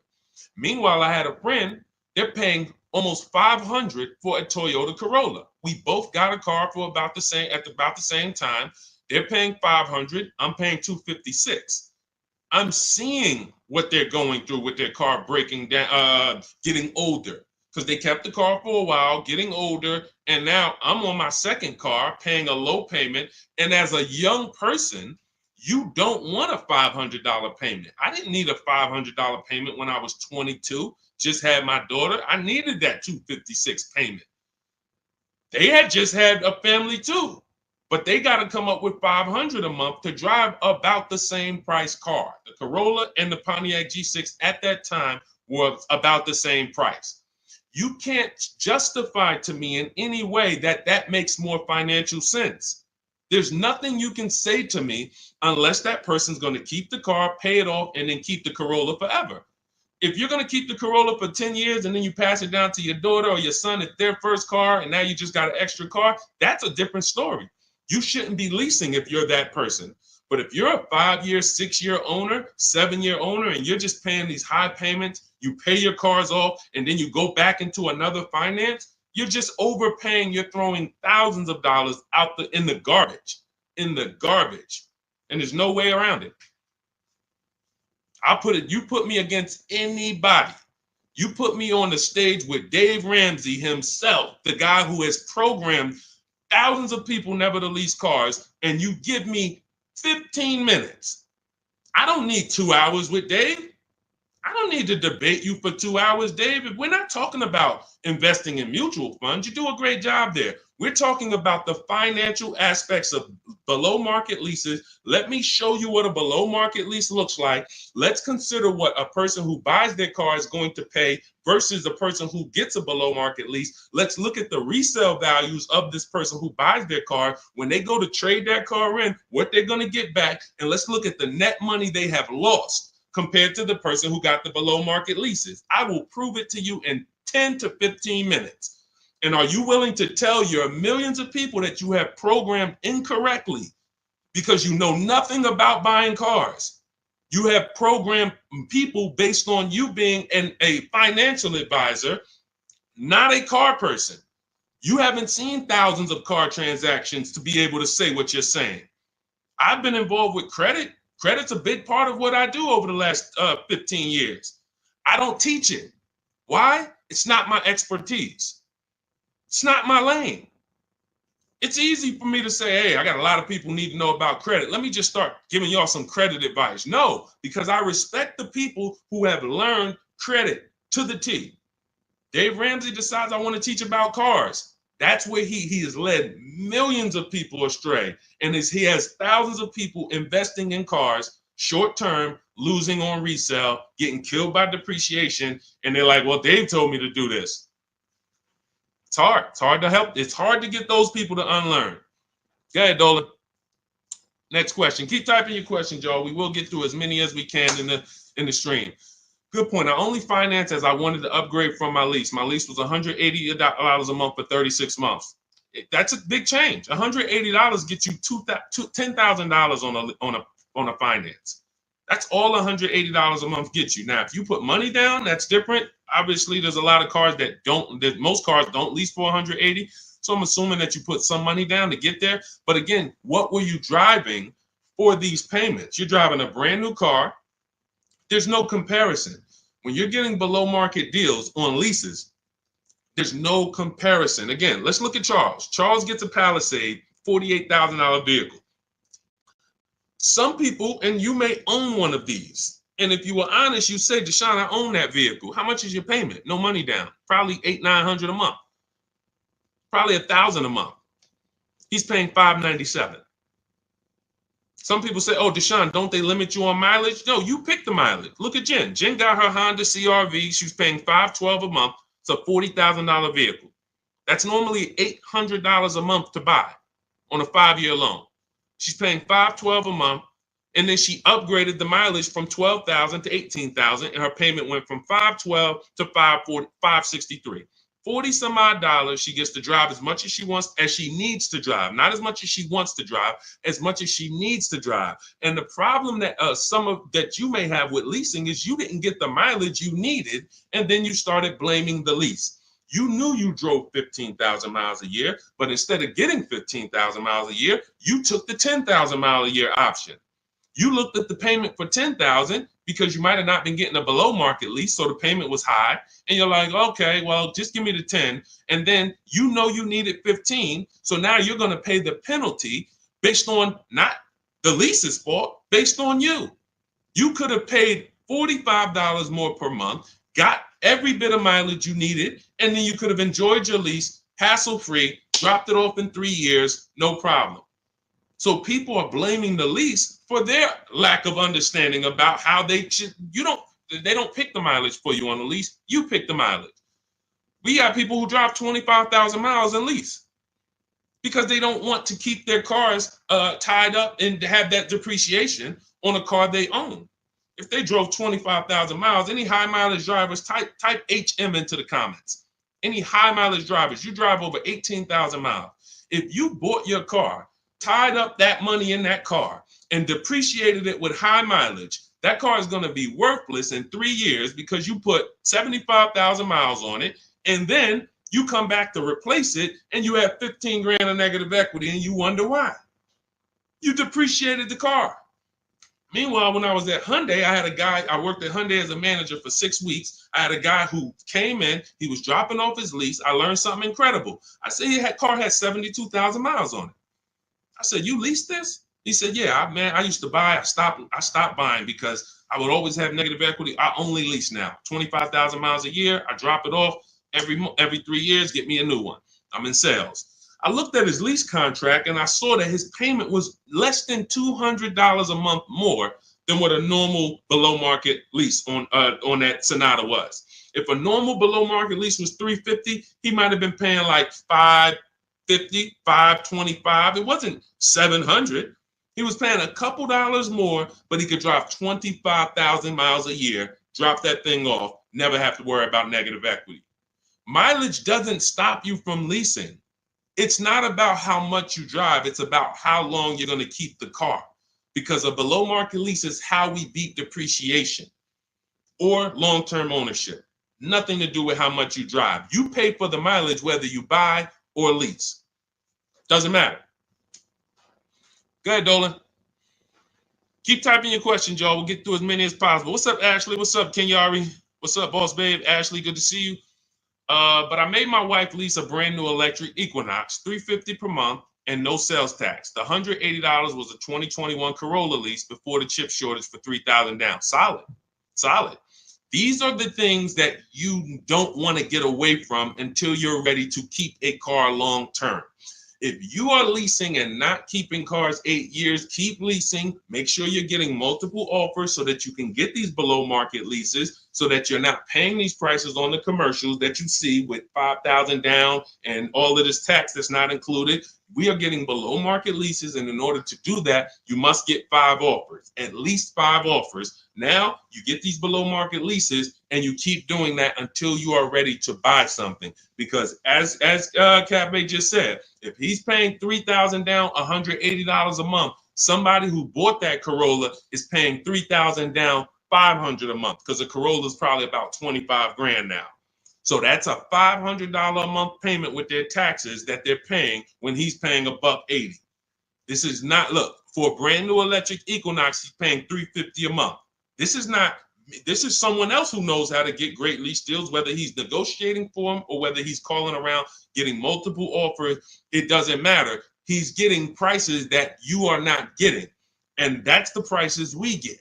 You want to understand that all prices aren't the same. There's below market price, there's market price, there's above market price. Above market is for the people with no strategy. You just walk in and you sign the deal. You might say no one time, and then the next offer you sign it. Market value is for the negotiators who are trying to feel for the bottom. You don't know where the bottom is, but you say, hey, take $2,000 off, we got a deal. Give me invoice price, we got a deal. You're paying market value. You're not getting anything special because there's hidden money, rebates, incentives that you don't know about. There's markups in the lease contracts, in the money factor, money hidden, you don't know about. And you'll never know about it until you get multiple bids. But below market price is reserved for the people who are shopping multiple dealers. We do it from home, getting multiple offers, and now you're paying $350 a month for a car that other people are paying $600 a month to own. You cannot justify pulling up in the same car and one of you is paying $350, one of you is paying $600. But the one who's paying $600 says, well, I'm going to own this. But by the time you pay it off, you're just going to turn around and get another car and do it all over again. So you never win, ever. It's a bad way to move. Go ahead, Dolan.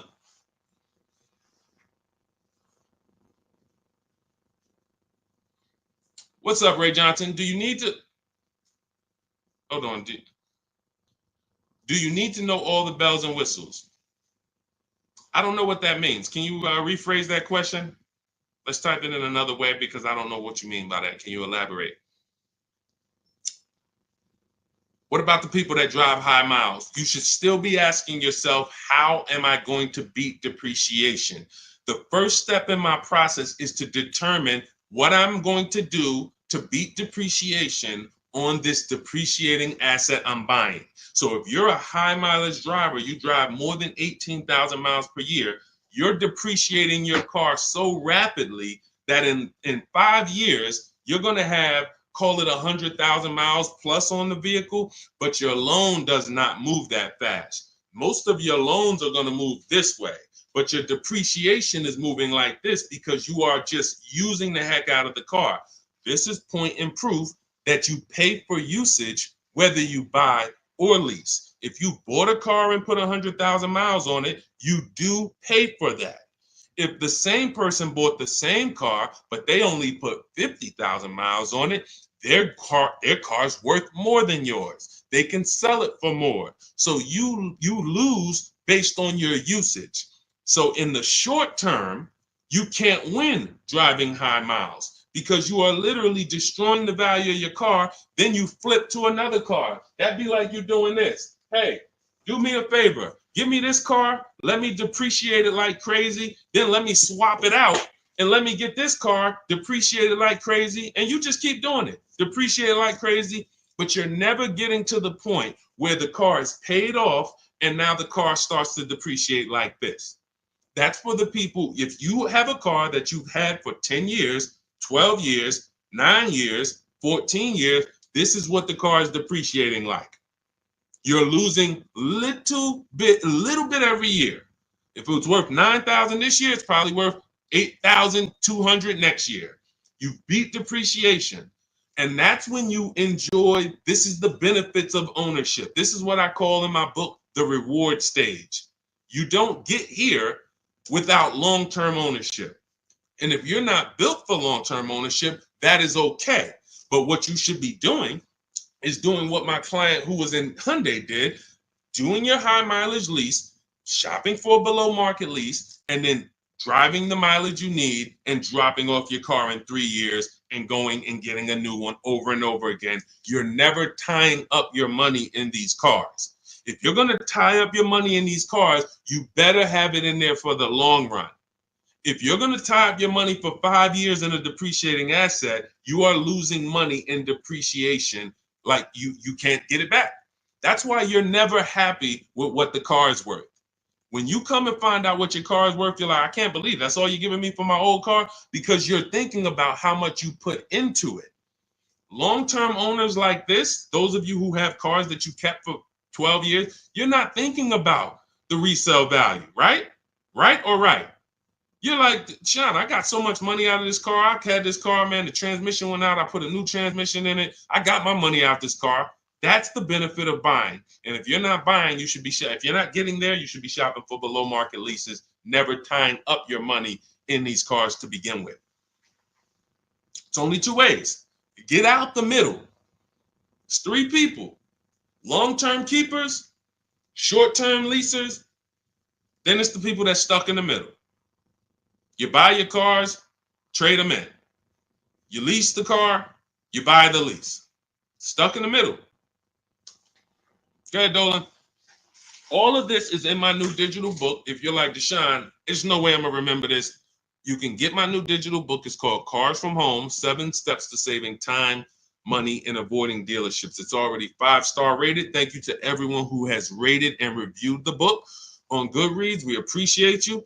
You can get your copy. It's normally $97, but for the next 30 minutes, you can get your copy for $24, which is 75% off if you get to my TikTok bio, my Instagram bio, the YouTube comment link, or the Facebook comment link before the 30-minute timer hits zero. After the timer hits zero, price does go back up to $97, and it's worth every penny of $97. This book will be the top 3 most valuable books in your library. And when I say valuable, I mean the books that save you money.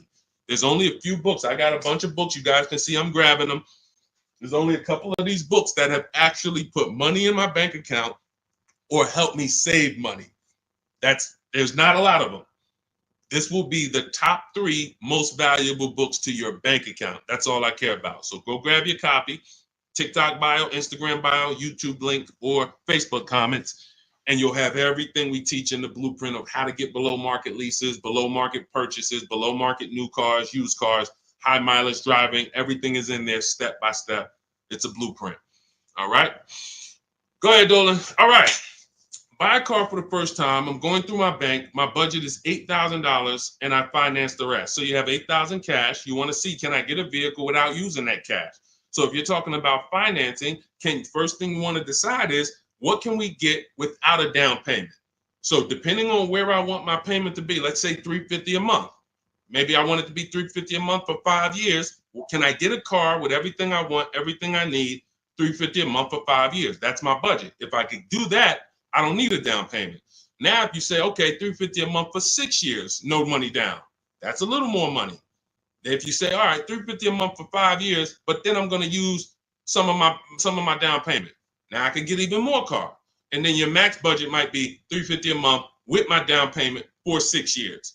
See, all of those numbers didn't change, but the terms changed and what you bring to the table changes. That budget doesn't change, but you don't realize if I get a car for $350 a month for 5 years, I paid less than if I get a car for $350 a month for 6 years. So these is how we budget. I actually have a tool in my book called the Perfect Budget Calculator I created, where you put in your preferred down payment, you put in any equity you have from your old car, you put in your max monthly payment, you put in the average interest rate, and it'll give you up to 6 goals that you shop from. So when I went and got my used Infiniti truck, I had 6 goals. One of them was no money down 5 years. Next one was no money down 6 years. Third one was money down 5 years. Money down 6 years. Then the fifth one was money down and the equity I had from selling my old car. And then the sixth one was money down, equity, and 6-year loan. See, there's multiple ways to budget where you don't go over your max. But I find the problem is when we budget with our max in mind, I only want to spend $500 a month, $500 a month, $500 a month. You usually go in and you spend what? $600, $550.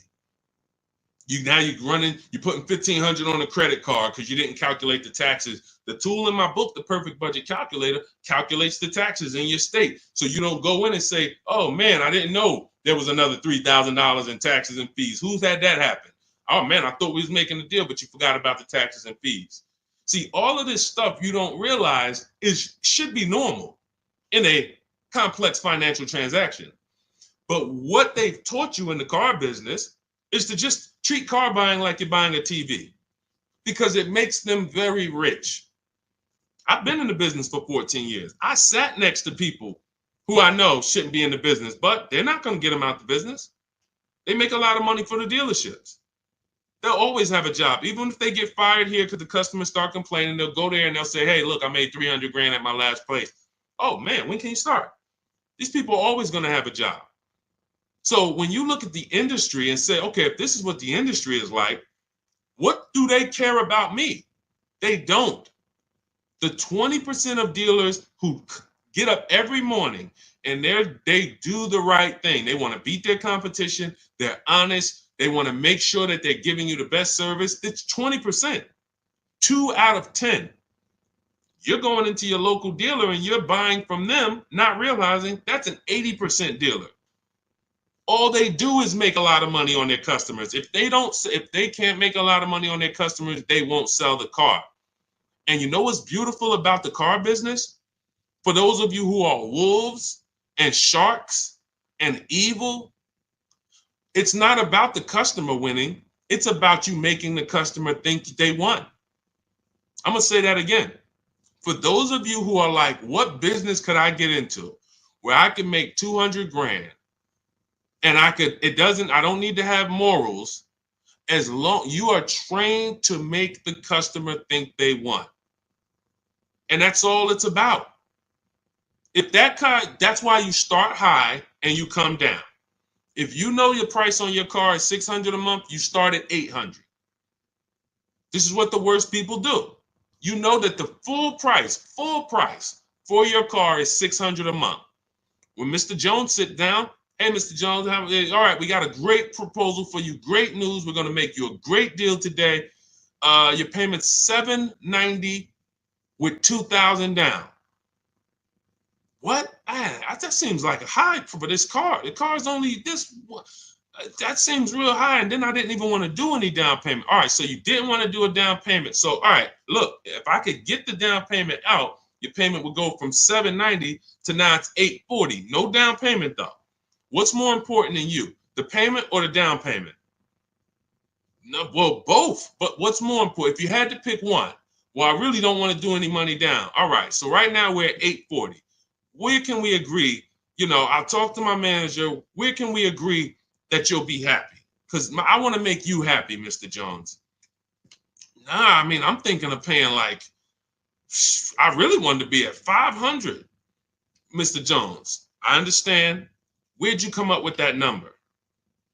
I just thought, like, I'm looking at the car, I'm thinking, 500 seems fair, but follow me, Mr. Jones. You're looking at this car, you know where the demand is, you know there's no cars around. This is all stuff that's not true. You don't know where the demand is because you haven't shopped. There's no cars around. You don't know that because you haven't shopped. But these guys we are absolutely trained to, if you want to use your powers for evil, it is very easy to get you. That's why we don't shop that way. I would never send you in to deal with people who negotiate every day for a living like this.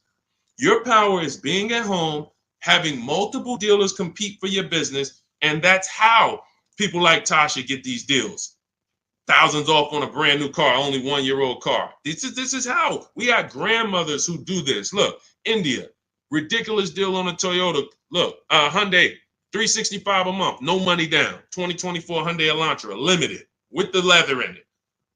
She didn't get that going in negotiating. You can't. But from home, that's where the power is. That's why our entire system is called Cars from Home. I can sit here and walk you through why you can't win. I don't care who you are. So when I'm telling you, you have to change the way you shop. When people say there's no deals, they're right. To you, there's no deals. To someone who doesn't have shopping strategy, doesn't know how to put dealers against each other, there are no deals. But to people like us, we've been making deals. Let me show you, Benita. Let me show you a pandemic deal. When people were out there thinking, no deals, Deshaun, this is so bad. When is the market going to change? Look, Benita, 2022, she leased her dream vehicle, a 2023 Kia Telluride. She put $600 down, drove off $600 a month. She gave him $600, drove off. No money down lease. People were leasing and buying these vehicles for $10,000 over sticker. I'm not on here to talk to you about hundreds of dollars. What do I care about hundreds of dollars? You think we're on here? You think we're getting together to gather you guys to talk about hundreds of dollars? That doesn't matter to me. Thousands is all we talk about. Every single thing we discuss here is $1,000 mistakes. You not leasing when you should be leasing. $5,000, $7,000 mistakes minimum. You not getting multiple offers on your car. Could be depending on the car, you look at somebody like Kimberly. Kimberly gets $20,000 off her Maserati. $20,000. Sean gets $20,000 off his F-150 Lightning. These are just some of the, look, even somebody like Tiffany, let's take a smaller discount. She gets a Mazda CX-90. She gets $6,500 off. What happens? There are people who got that same car. You won't say, they're not going to say it. They'll never say it. They'll never come on here and say, hey, Deshaun, I got that same car you just showed her get, and I only got $2,000 off. They won't say I overpaid by $4,500 because I didn't know this. But I'm telling you, I know this because I've been working with people around the country. So understand, we're not here to talk small numbers. When we're tapping in, we're asking you to tap in, lock in, so that you can actually keep thousands and thousands of dollars in your bank account instead of putting it in these cards or giving it to these dealers. That's it. So everything we discuss is out of my new book, Cars from Home, 7 Steps to Saving Time, Money, and Avoiding Dealerships. It's a 7-step process. Doesn't matter whether you're leasing, 7 steps. Doesn't matter if you're buying new, 7 steps. Buying used, 7 steps. You want to sell your leases, which who didn't know you could sell a lease?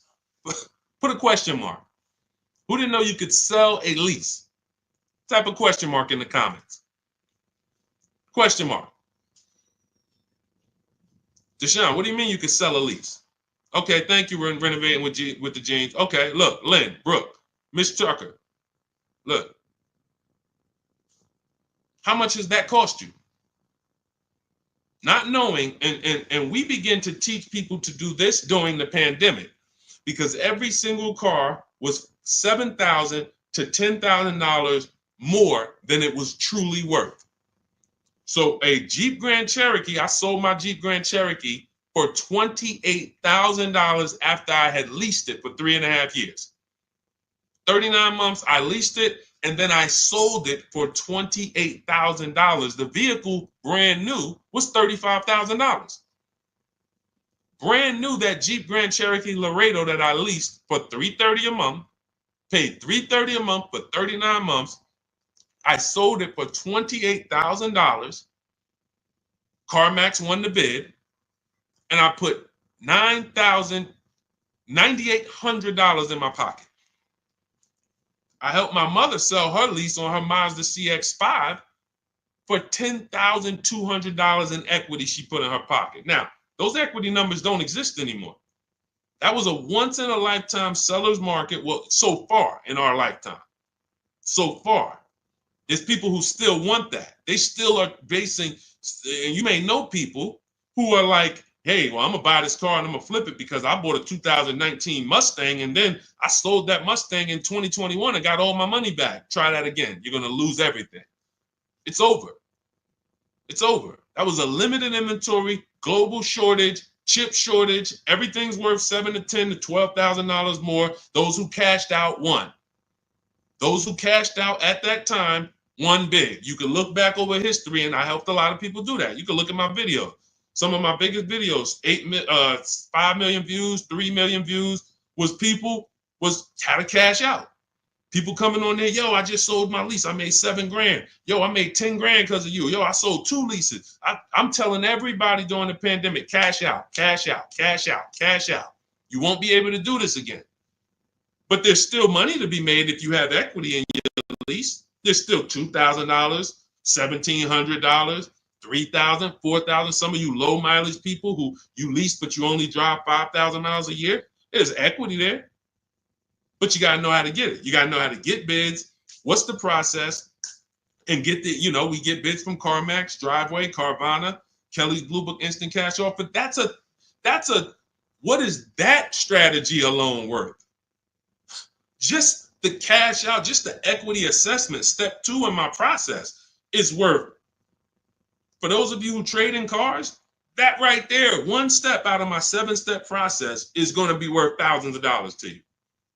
So you can get my new digital book, Cars from Home, 7 Steps to Saving Time, Money, and Avoiding Dealership, and you can get it for 75% off. That's my welcome offer to you, but it's only for 30 minutes. You go to my TikTok bio, my Instagram bio, the YouTube comments, or the Facebook comments, click that link, and get your copy for 75% off. You won't even pay the $97 price. You'll pay $24, but you got to get there before the timer goes to 0, and then it goes back up to $97, which is worth every penny. Book's worth every penny of $97. It'll be in your inbox in 2 minutes. And make sure as soon as you get the book, you screenshot the thank you page, because the link to open the book is actually on that page.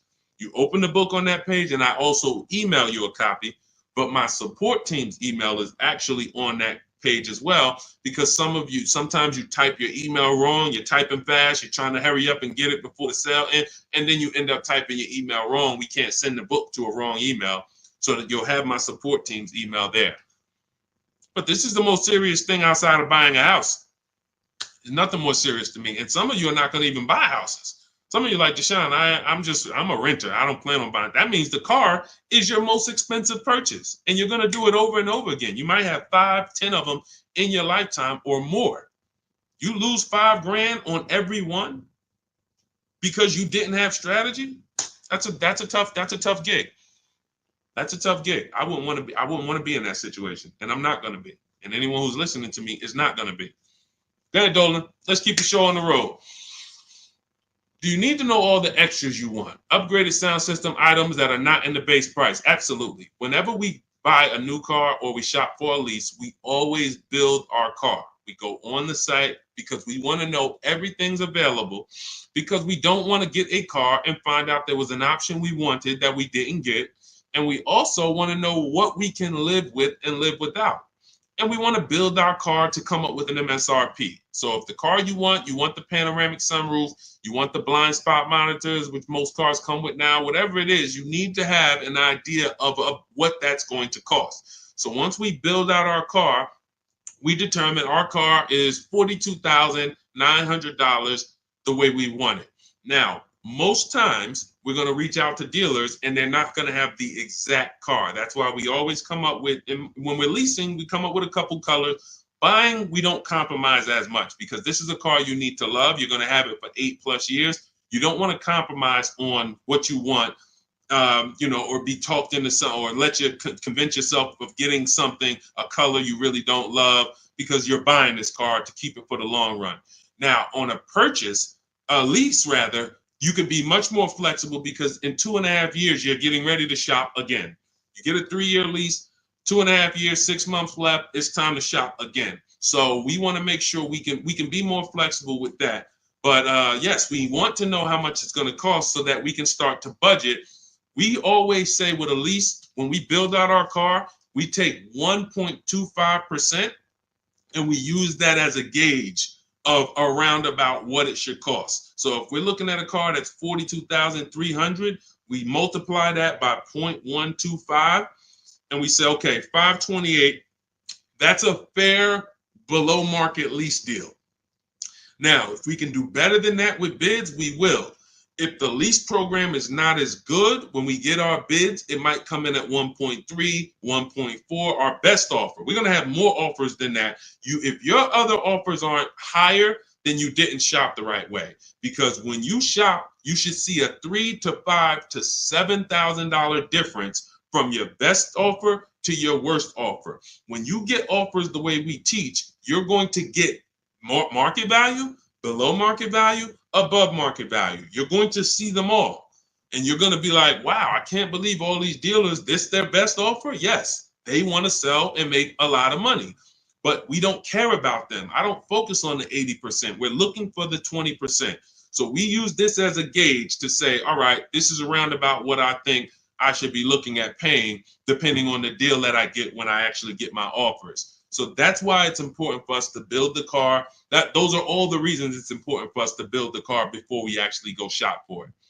Okay? It's a great question. I see you. I'm leasing this year. There you go. If I could get more people to lease, wake up and look. I don't want you leasing if you're keeping your cars 8 or more years. That's the key, because sometimes people will come on the stream, hey, is this all about leasing? No. If you're buying, there's so many things you need to know about getting below market purchases. New cars, used cars, we haven't had those questions come in. People are not really asking questions about used cars and things of that nature, but I'm answering the questions that Dolan puts up that you guys are writing.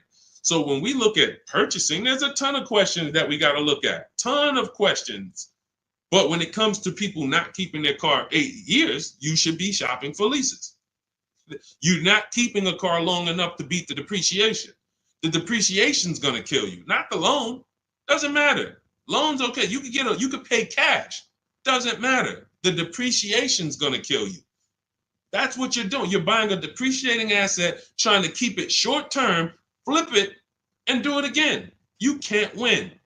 The only way to win with a depreciating asset is long-term ownership, or never tie your money up in it in the first place, which is a below market lease. Go ahead, Dolan, throw that one back up. Arturo, does your credit score affect the lease? Sure. You want to have fair credit. I always tell people you want to get to about a 660, 680, similar to if you were trying to get a good deal on a house. You would be trying to set yourself up with a good credit report to buy a house. Now with leasing, you can also lean on payment history. So if you have a $400, $500 a month payment, you've been making it on time for 2 years, that weighs heavily in you getting approved.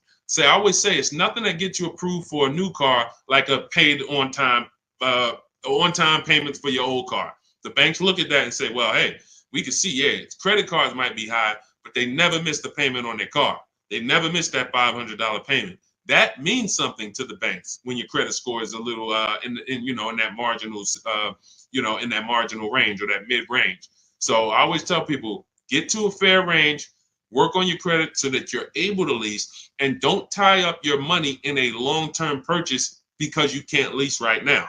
If I couldn't lease right now, my only mission would be to get an inexpensive car, get my credit to a 660, 670 to lease. I wouldn't be trying to get a Dodge Charger, $20,000, $30,000, $40,000 car.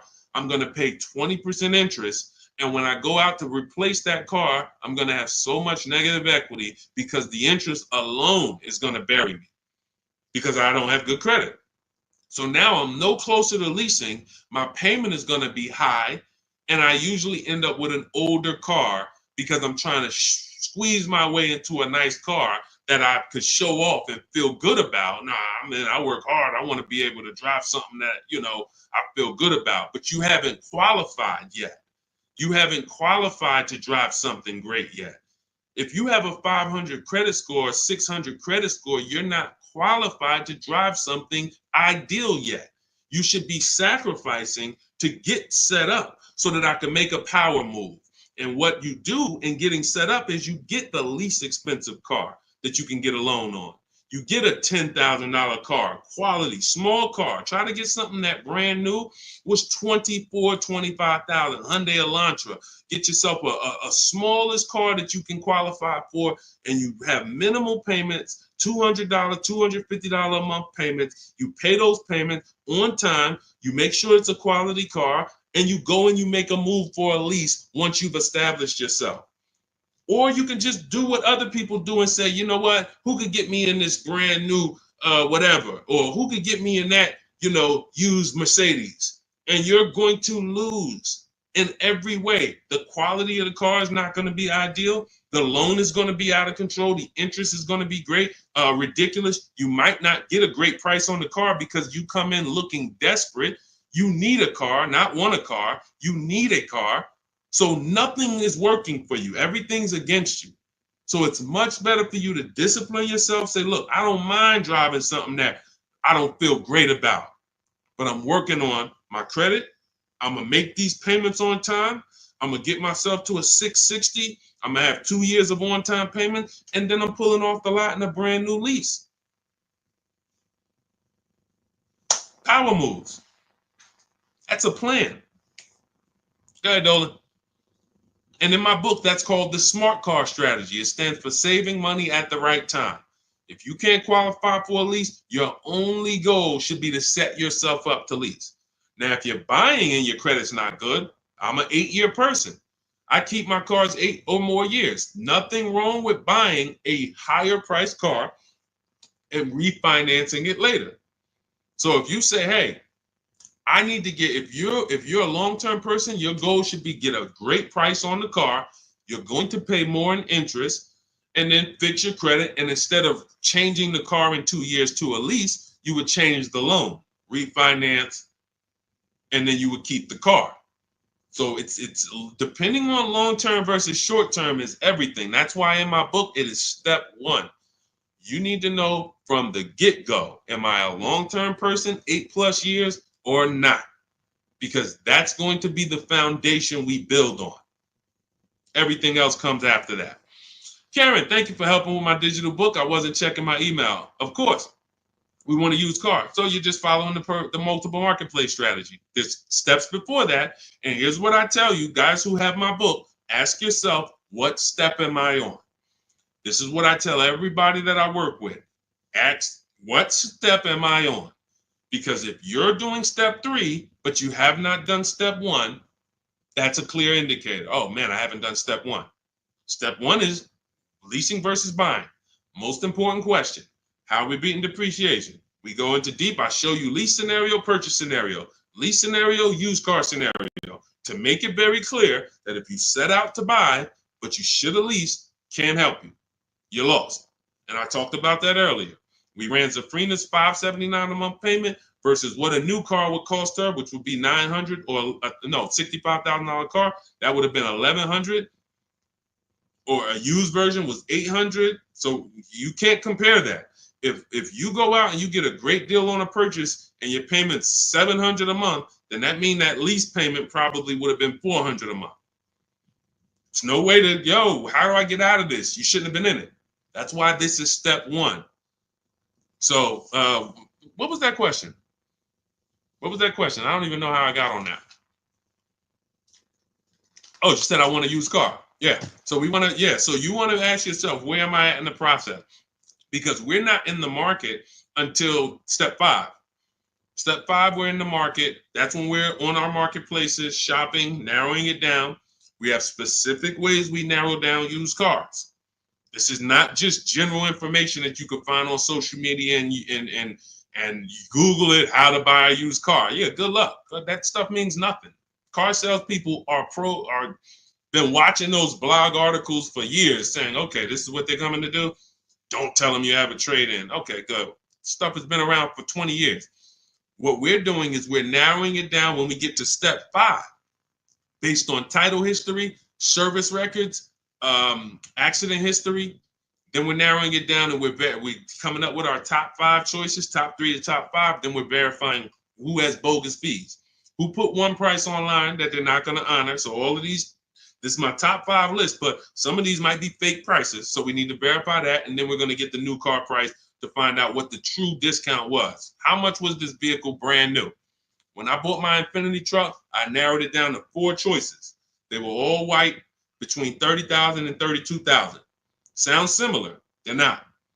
You're looking at 4 white Infiniti trucks between $30,000 and $32,000. Similar miles, all 2020s. They were 3 years old at the time. Looking at all 3, whoa, these vehicles look similar. Once I got the brand new price, I found out one of them was $46,000 brand new. The other one was $48,000 brand new. The other one was $52,000 brand new. And the one I ended up getting was $54,000 brand new. Big difference. See, so what seemingly was close was nowhere near close. The furthest apart was 54 to 46. It's an $8,000 difference between the least expensive one and the most expensive one. But without the brand new price, you don't know that. You're choosing the wrong vehicle, thinking, oh, I got a good deal. No, the good deal was that other one that you didn't pick because you didn't have the brand new price. So that's step 5. But we got plenty of things we do before that to verify the DNA of the vehicle, check the data. And look, let me be clear. It takes me 90 minutes to buy cars. I'm not putting a system together that takes days. I'm not going to do it. It's not necessary. Choosing your vehicle, that might take you days. Going and looking at cars, test driving, that might take you days. Deciding what you want. We call that shopping. That's a step in my book. Shopping, not buying. That's deciding what you want. But once you know what you want, 90 minutes. Now, first time you use our system, it might take you 2-3 hours because you're just learning. You're overthinking. Haven't trusted our process yet. That's normal.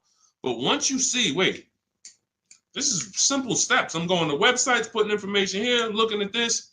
This is stuff a high school kid would do. If I could teach a high school kid to buy a car, it'd be easier than some adults because they don't have to unlearn much. Adults, it's like, hey, but I don't have to go into the dealer. You know, hey, Deshaun, I went into the dealer and this is what they said. Deshaun, my dealer called me and they said this. Well, when did I tell you to talk to the dealer? I thought you were coming to use our system because you didn't want to talk to the dealers. Yeah, you're right. See, that's overthinking. Now, that doesn't mean you're going to lose because we got a lot. That's how a lot of people come. You're trained to do things one way. You have to unlearn that. But once you see what we do, you're like, man, I can do this again next time. It'll take me 2 hours. I get any car I want in the country, Bentley, Rolls Royce, Corolla. It's going to take me 90 minutes because I'm using the internet. We're emailing. You know, I'm not getting in my car and driving to a dealer. So that's what we need to focus on. I know you have the book. Make sure you're asking yourself, where am I in the process? Start with step 1, just check them off. Step 7 is delivery. So when you check off delivery, you're done. You got your car. All right. Everything that I'm teaching is in my new book. It's called Cars from Home. It's a digital book. It's called Cars from Home, 7 Steps to Saving Time, Money, and Avoiding Dealerships. You can get your copy for 75% off. It's part of my welcome offer. It's normally $97. But if you get to my TikTok bio, my Instagram bio, the Facebook comments, or the YouTube comments before the 30-minute timer hits 0, you got your copy for 75% off, which is $24. And it'll be in your inbox in 2 minutes. So once the timer hits 0, price does go back up to $97. And it's still worth every penny at $97. Go ahead, Dolan.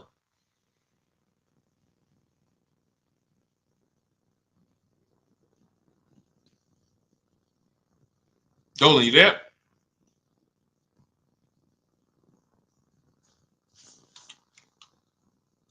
All right. Is it worth buying a BMW or Mercedes brand new or pre-owned certified?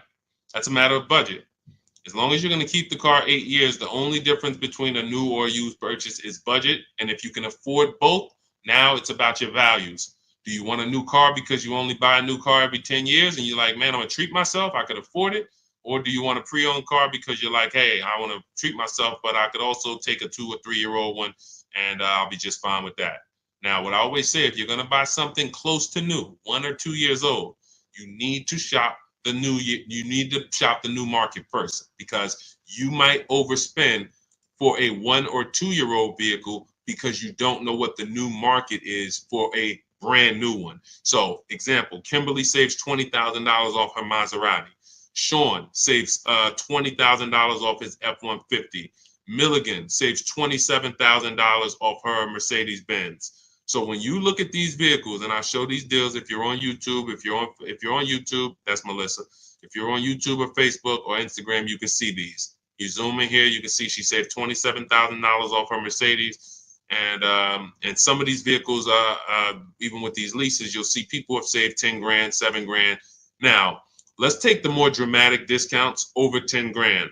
If you can save over 10 grand on a brand new vehicle, then that means when you go buy a 1-year-old one, what should you be saving? If I know that the new market is 10 grand off, then for a 1-year-old one, I'm looking for about 18 grand off. I'm not looking for 15 grand off. 5 more thousand, I'll get a brand new one.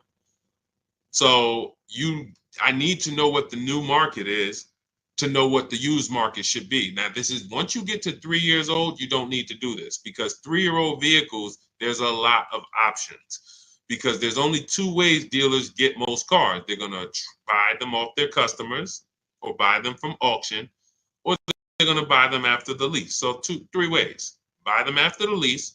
Most leases are 3 years. They're going to buy them from their customers. Most people don't trade their cars in 2 years. Or they're going to buy them from auction. And most people are not getting rid of their cars in 1 or 2 years. So you don't have a lot of options to choose from. You have limited competition. And when you have limited competition, you have a high chance of overpaying. But if I shop the brand new market and I see, wait a minute, on this car, brand new, I could get $20,000 off.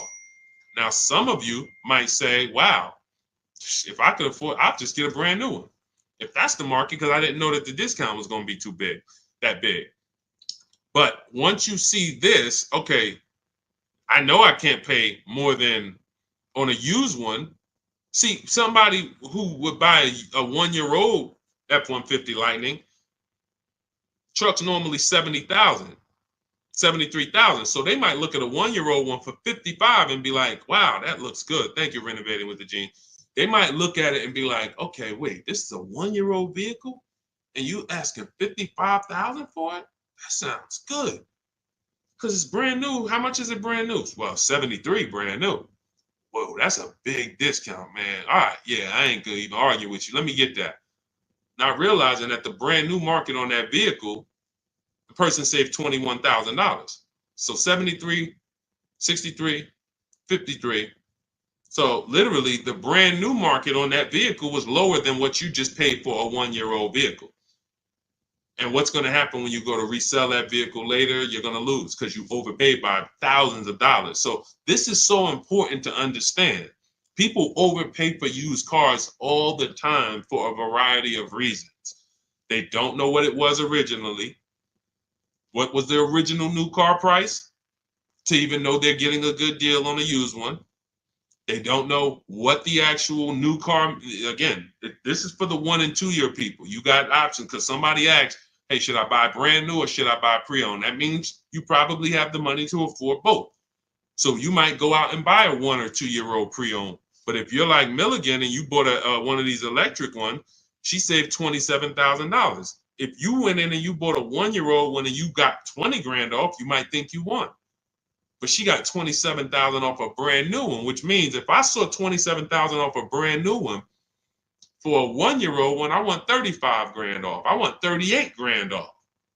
The new market for this vehicle is very soft. So that means the 1-year-old market should be very soft. It's an extreme depreciation. Another reason why you don't buy these vehicles. Now, mind you, you know what I didn't mention? The people who paid for this vehicle and didn't get $27,000 off. It's people who are going to see this stream. Again, most of them will never say it. They have this same vehicle that Milligan has. Same $73,000 vehicle. They went in, they negotiated. They said, listen, all right, come on, man, make it 10 grand. 10 grand off.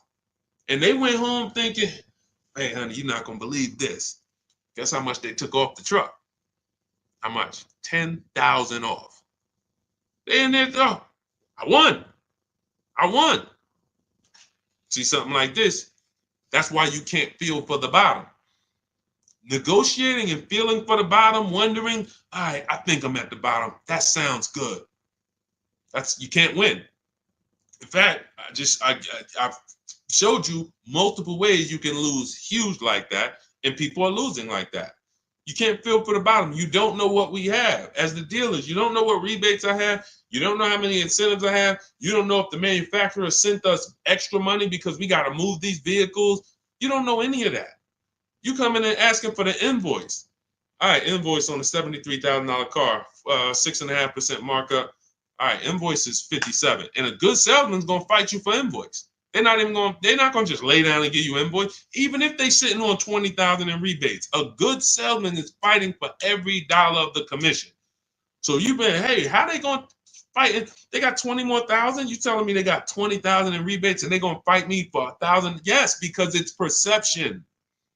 If they take off $10,000 for you in a heartbeat, you might think, wow, you took off 10,000 a little too fast. This is how salespeople are trained. So I'm telling you, the people who believe it, they're going to win. If you listen to me, you're going to win. If you don't listen, you're going to keep losing.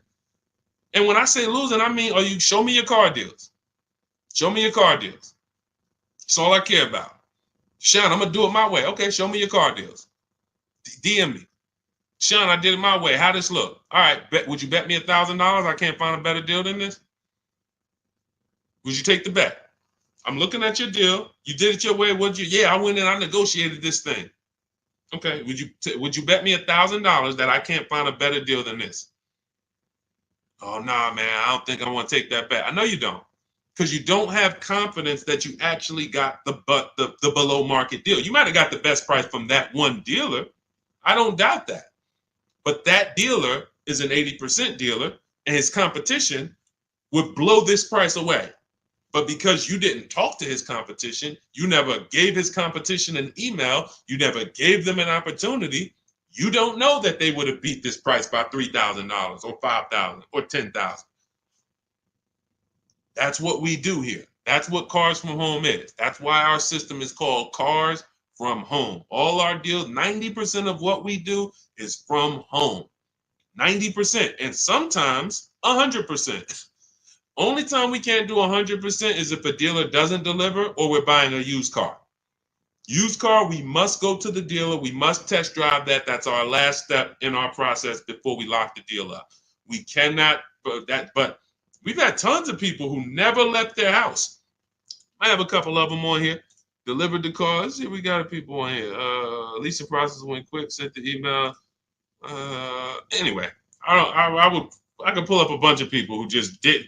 That's simple, because dealers this is 2024. Like, people think Carvana is the only place that delivers cars. There's plenty of dealers, especially the 20%, that'll bring the car right to your doorstep.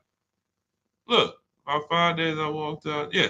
Anyway, all right. I think we've done enough. Look, everything that we've taught today is out of my new book, Cars from Home, 7 Steps to Saving Time, Money, and Avoiding Dealerships. It's a 7-step process that I've developed over 14 years in the car business to buy, lease cars, to buy and lease cars below market value in 90 minutes. This does not take a lot of time. This is the easiest way. You don't have to be a great negotiator. You will stay at home where your power is, where you can put dealers against each other, put banks against each other. Thank you so much, Renovating with James. And you can employ competition. The same way you shop for everything else, competition, you can bring that to your car deals. And that's the only way you're going to get below market deals. And that's the only way you're going to start to enjoy car shopping. When you're at home and tons of dealers and banks are actually competing for your business, you actually enjoy that. That's why when you see people like Teddy, who said that I will never lease another car any other way. Look, suppose it's a bit wordy. Look at Teddy. You got his BMW 2024 i4 M50, $73,000 vehicle. His best offer was $856 a month, which is a 1.16 lease. His highest offer was $1,123 a month from another dealer. His closest dealer, his local BMW dealer, was where was it?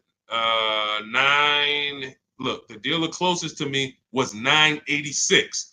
His closest dealer that he probably drove by and saw the car and said, man, all right, I'm gonna work with them one day. $986 a month. He ends up paying $856, over $130 less than his local dealer. But he did it from home. And he said at the beginning, I will never, I repeat, never lease another vehicle any other way.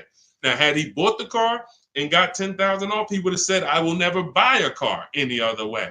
The Cars from Home way is how you are in control, how you feel like the prize. And when that 20% dealer wins your business, you feel like you won. You know you won. So, all right, let me get out of here, y'all. Grab your copy as my welcome offer to you of Cars from Home, 7 Steps to Saving Time, Money, and Avoiding Dealerships. 30 minutes only. You can get it for 75% off, so you won't pay the normal $97. In my TikTok bio, my Instagram bio, click the picture of me, the YouTube link, or the Facebook link, and grab your copy. As long as you get there before the 30 minutes is up, you got it for $24, and you'll have everything step by step. You don't have to remember any of the things we've spoken about over the last hour, 15 minutes. You don't have to remember them because you will have the blueprint step by step. Leasing step by step, buying step by step, selling leases, selling your cars. We never trade cars, getting out of negative equity. All in there, high mileage driving, everything in my 14 years of experience is in that book. All right, so I look forward to you guys using it. Make sure you send me your success stories. Write me emails when you make your deals. Let's continue to 30 minutes now. It's only available for 30. Now, it's available forever. $97 is the price. Normal price of the book is $97. But for 30 minutes, you can go to my TikTok bio and you can get your copy for $24, which is 75% off. All right. God bless you guys. I'll see you soon. And keep unlearning, keep relearning. Thank you. Thank you.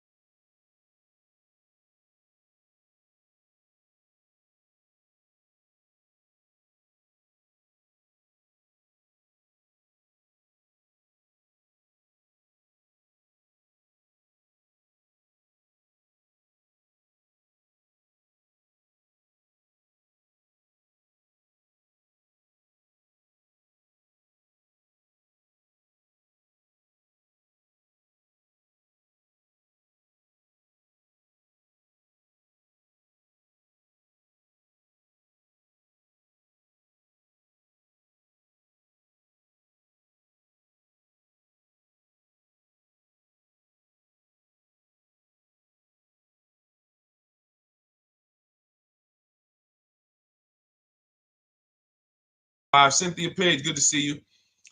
But the first thing I want to do is warn everybody to tell your friends, sell their electric cars. Show them the video. Show them why. Because this guy just said to me, no, I really think electric cars are always going to have their place. What's going on? Good to see you, Isaac. I appreciate you. And could everyone share this broadcast if you're a sharer? I realize everyone's not a sharer, but to the sharers, could you share this broadcast? Shout out to you.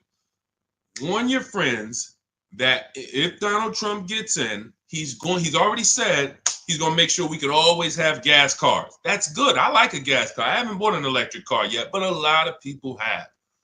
And the minute, automakers do not want to make electric cars. Take it from me. I was in the business for 14 years. They kept dragging their feet. What they did was they made better gas cars. Who remembers the V8 engines? Rest in peace. If you remember the V8 engines, type me. Who remembers the V8 engines? Type V8 if you remember when literally we had V8 engines up and down the road, 400, 500 horsepower engines. Those are a thing of the past for the most part. Why? Because automakers in the last 10 years started using turbochargers. You understand, Just Money? You understand? Started building turbochargers. And what they started doing was saying we can actually make vehicles that are not as hard on the environment. They also will produce similar horsepower and more torque. And we don't have to worry about having these issues with emissions and things of that nature. So they were taking steps to be more economic, more fuel efficient, and better for the environment. Now here comes the mandate to make half of the new cars electric by 2030. It started out as 2035. I don't know when it moved to 2030. The point is, 17 million new cars are sold a year. So 17 million new cars sold a year. That's a lot of cars to try to produce electric cars. That's why we got fires. I just asked Joseph Tepte. He saw the video. Who saw the video of the Tesla burning up the guy's house a couple days ago? Charging in his garage, whole house burns down. Why don't they want to make these cars? Too much liability. Too much liability. If they can escape that, they'd love it. They'd love to go back to 2019, not worrying. Let's just make some hybrids and let's make some fuel-efficient cars with turbochargers and things of that nature. What does that do for electric cars? The minute Donald Trump gets in, he announces gas cars are here to stay. Don't worry about it. Everyone's electric cars are going to be worthless. Your electric car that was worth 30 is going to be worth 20. You're going to lose 10 grand one day. Legislation changes things. Legislation affects the market. So my mission before Election Day is to get you to sell your cars. And if you're watching this as a rebroadcast, sell your car. Sell your electric car. Get into a gas car if you own your electric car. Go to CarMax, Driveway, Carvana, KBB Instant Cash Offer,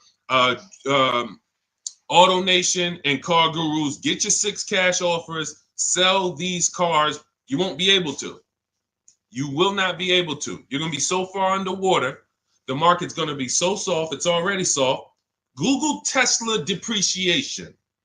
See, I don't want to tell you guys something. Keep typing your questions. We're going to get to the question, but this is a warning, and most people are not going to take it. Most people, just like when I warned people in 2022, do not go out and buy these overpriced cars. Learn to shop so that you're not buying used cars that are going to be worth half because they were selling them all through the pandemic. 80% of dealers were selling used cars that were just 10, 20 grand more than what they should have been selling for. I told them, don't buy these cars, shop around. Now what we got? Thousands of people around the country who are $20,000 upside down, can't get out. I realize though, but if I could help 10 people, if 10 people say, Deshaun, you know what? My man told me, he sent me your video. I sold my Mach, whatever it is, Ford Mach. I got out of that thing right before. I'm glad. If we can help a couple people, God bless us. Sell your electric cars. You won't be able to very soon. And if you're going to keep them till the wheels fall off, then it doesn't matter. If you're going to keep it till the wheels fall off, it doesn't matter. But if you're planning on replacing this thing in 2, 3, 4 years, sell now, immediately. Get out of it right now. All right. Let's go. All right, we got a couple questions. We're live on Instagram, Facebook, YouTube, and TikTok. And, we'll be live for probably at least 45 minutes answering all types of questions. For those of you who don't know me, I'm known as Deshaun, the Auto Advisor. I spent 14 years in the car business. Now what I do is show you how to make dealers bid for your business. Every dealer has a different price. All cars are cookie cutter. No matter how much you like a car, there's 100 of them in this country at minimum. Even the most rare cars, Bentleys, you have 20, 30 of them around the country that you can shop around so that you can see. But if you use online tools like the tactics I'm going to tell you in this live, you will save thousands of dollars. You'll get below market deals on leases, new cars, purchases very, very easily. Very easily. All right. So feel free to ask your questions. Let's get to it. I see we got a couple that came from TikTok. Dolan, you want to bring the first one up? All right, let's go. I drive a lot of miles. Is it worth it to get a leased vehicle? That's a great question. If you're a short-term person, if you're keeping your cars till the wheels fall off, no. If you drive 25,000 miles a year, but you're keeping that thing for 10 years, that's only 250,000 miles. You get a Honda, Toyota, there's several cars that will go 250,000 miles. No need to think about leasing. It's all up to if you're going to keep it 8+ years. You do not need to. Who keeps their cars on average more than 8 years? Type me. If you keep your and listen, some of you who are new here, you may not know how we do here. We use our keyboard. Listen, I know there's lives where you just sit back and you watch the person's telling jokes or just talking. We dialogue here because this is a finance channel, so we spend a time dialoguing. So stay close to your keyboard. That's how you're going to get the most out of what we're doing, and that's how you're going to save the thousands of dollars on your car. Okay, I see you, Alton. All right, I see you, Amanda. Okay, if you keep your car more than 8 years, Don't think about leasing. If someone in your house is keeping their car more than 8 years, they should not think about leasing. Doesn't matter how much they drive. Just get a quality vehicle, get a below market price, keep it long term. You're going to win. If you're not keeping it more than 8 years and you are putting high mileage on your car, you are losing more than anyone because your car is worth less depending on how much you drive. Let's just say you got a car that's worth $30,000 today. You drive average miles. Average miles. What's the car worth in a year? Throw some numbers out, y'all. Throw some numbers out. $30,000 car. You drive at average miles. What is it worth in a year? What does that car depreciate in a year? From 30,000 today, what is it worth next year? Throw a number out. Okay, Amanda, 19. That's fair. That's a little steep, but 18. Okay. Somebody said 10,000. Man, what kind of car you buy? Listen, that's how electric cars are about to depreciate. It's so funny. That's how electric cars are about to be. They're going to be worthless. The investment in the infrastructure isn't worth it. Okay, so now let's just say you have a $30,000 car. You drive it 40,000 miles in 1 year. 40,000 miles. Isn't it worth a whole lot less? Yes. So depreciation is what you're thinking about when you're considering when to lease. And what I teach people, this is step one, is if you're not keeping your car 8 years, you're not going to keep it long enough to beat the depreciation. The depreciation is going to kill you. Now, cash buyers understand. All my cash buyers type dollar signs. Dollar signs. Cash buyers understand because they buy a vehicle. If they went to replace it in 3 years, they see what it's worth. They know what they put in. They know what they're getting back. And they're like, oh, this doesn't make sense. Payment buyers, they don't. Because all you really care about is payment. So they manipulate payments on you, stretch the loan out, 6-year loan, 7-year loan. You don't see how much you lost, and that's why you think you won. But in depreciation, cash buyers will always see how much their vehicle has depreciated. So how do we avoid it? Below market leases. In the short term, if you are not keeping your car long enough to let the depreciation cool off, then you should be shopping for a below market lease. Now, let me show you what a below market lease looks like because you may have never seen one. I'm sure you've seen lease commercials, 3,000 down, 4,000 down, plus tax, all of this. But this is what a below market lease looks like. You take, let me do an average vehicle. Let's take Raphael. This is a Jeep Grand Cherokee. Pretty popular vehicle, common vehicle. 45,000, let's call it a $46,000 vehicle. She got it for $549 a month. 1.19% of the MSRP, no money down. She gave him her first month's payment. She drove out of there. That's a below market lease. Let me show you another one. Look, India. She got a new Hyundai Sonata Elantra. 2024 Hyundai Elantra Limited. 36 months, $365 a month, no money down. That's a below market lease. So the key, there's 3 prices, whether you buy or lease. There's 3 prices you can pay. Market value, that's for negotiators. They're going to feel for the bottom. They're going to try to get to the bottom, but they won't ever know the bottom. So they're going to pay market value. Above market values for people who just can't negotiate at all. You just kind of close your eyes and can't wait to get it over with. And then below market value. Now, how do we get below market leases and purchases? Competition. Very simple. Competition.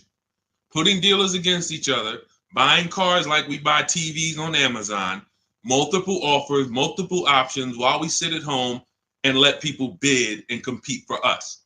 That is below market shopping. Now, that's everything I teach in my new digital book. It's called Cars from Home, 7 Steps to Saving Time, Money, and Avoiding Dealerships. It's already 5-star rated. You can Google it. You can get a copy of it as part of my welcome offer for 75% off. It's normally $97, worth every penny. You can see all the reviews. But if you get to my TikTok bio, my Instagram bio, the YouTube comments or the Facebook comments before 30 minutes is up, you can get yours for $24. That's 75% off. So you go activate your link, click the link in those bios or in the comments, and you can get a copy for 75% off. And you'll have everything I teach in a step-by-step way to getting these deals.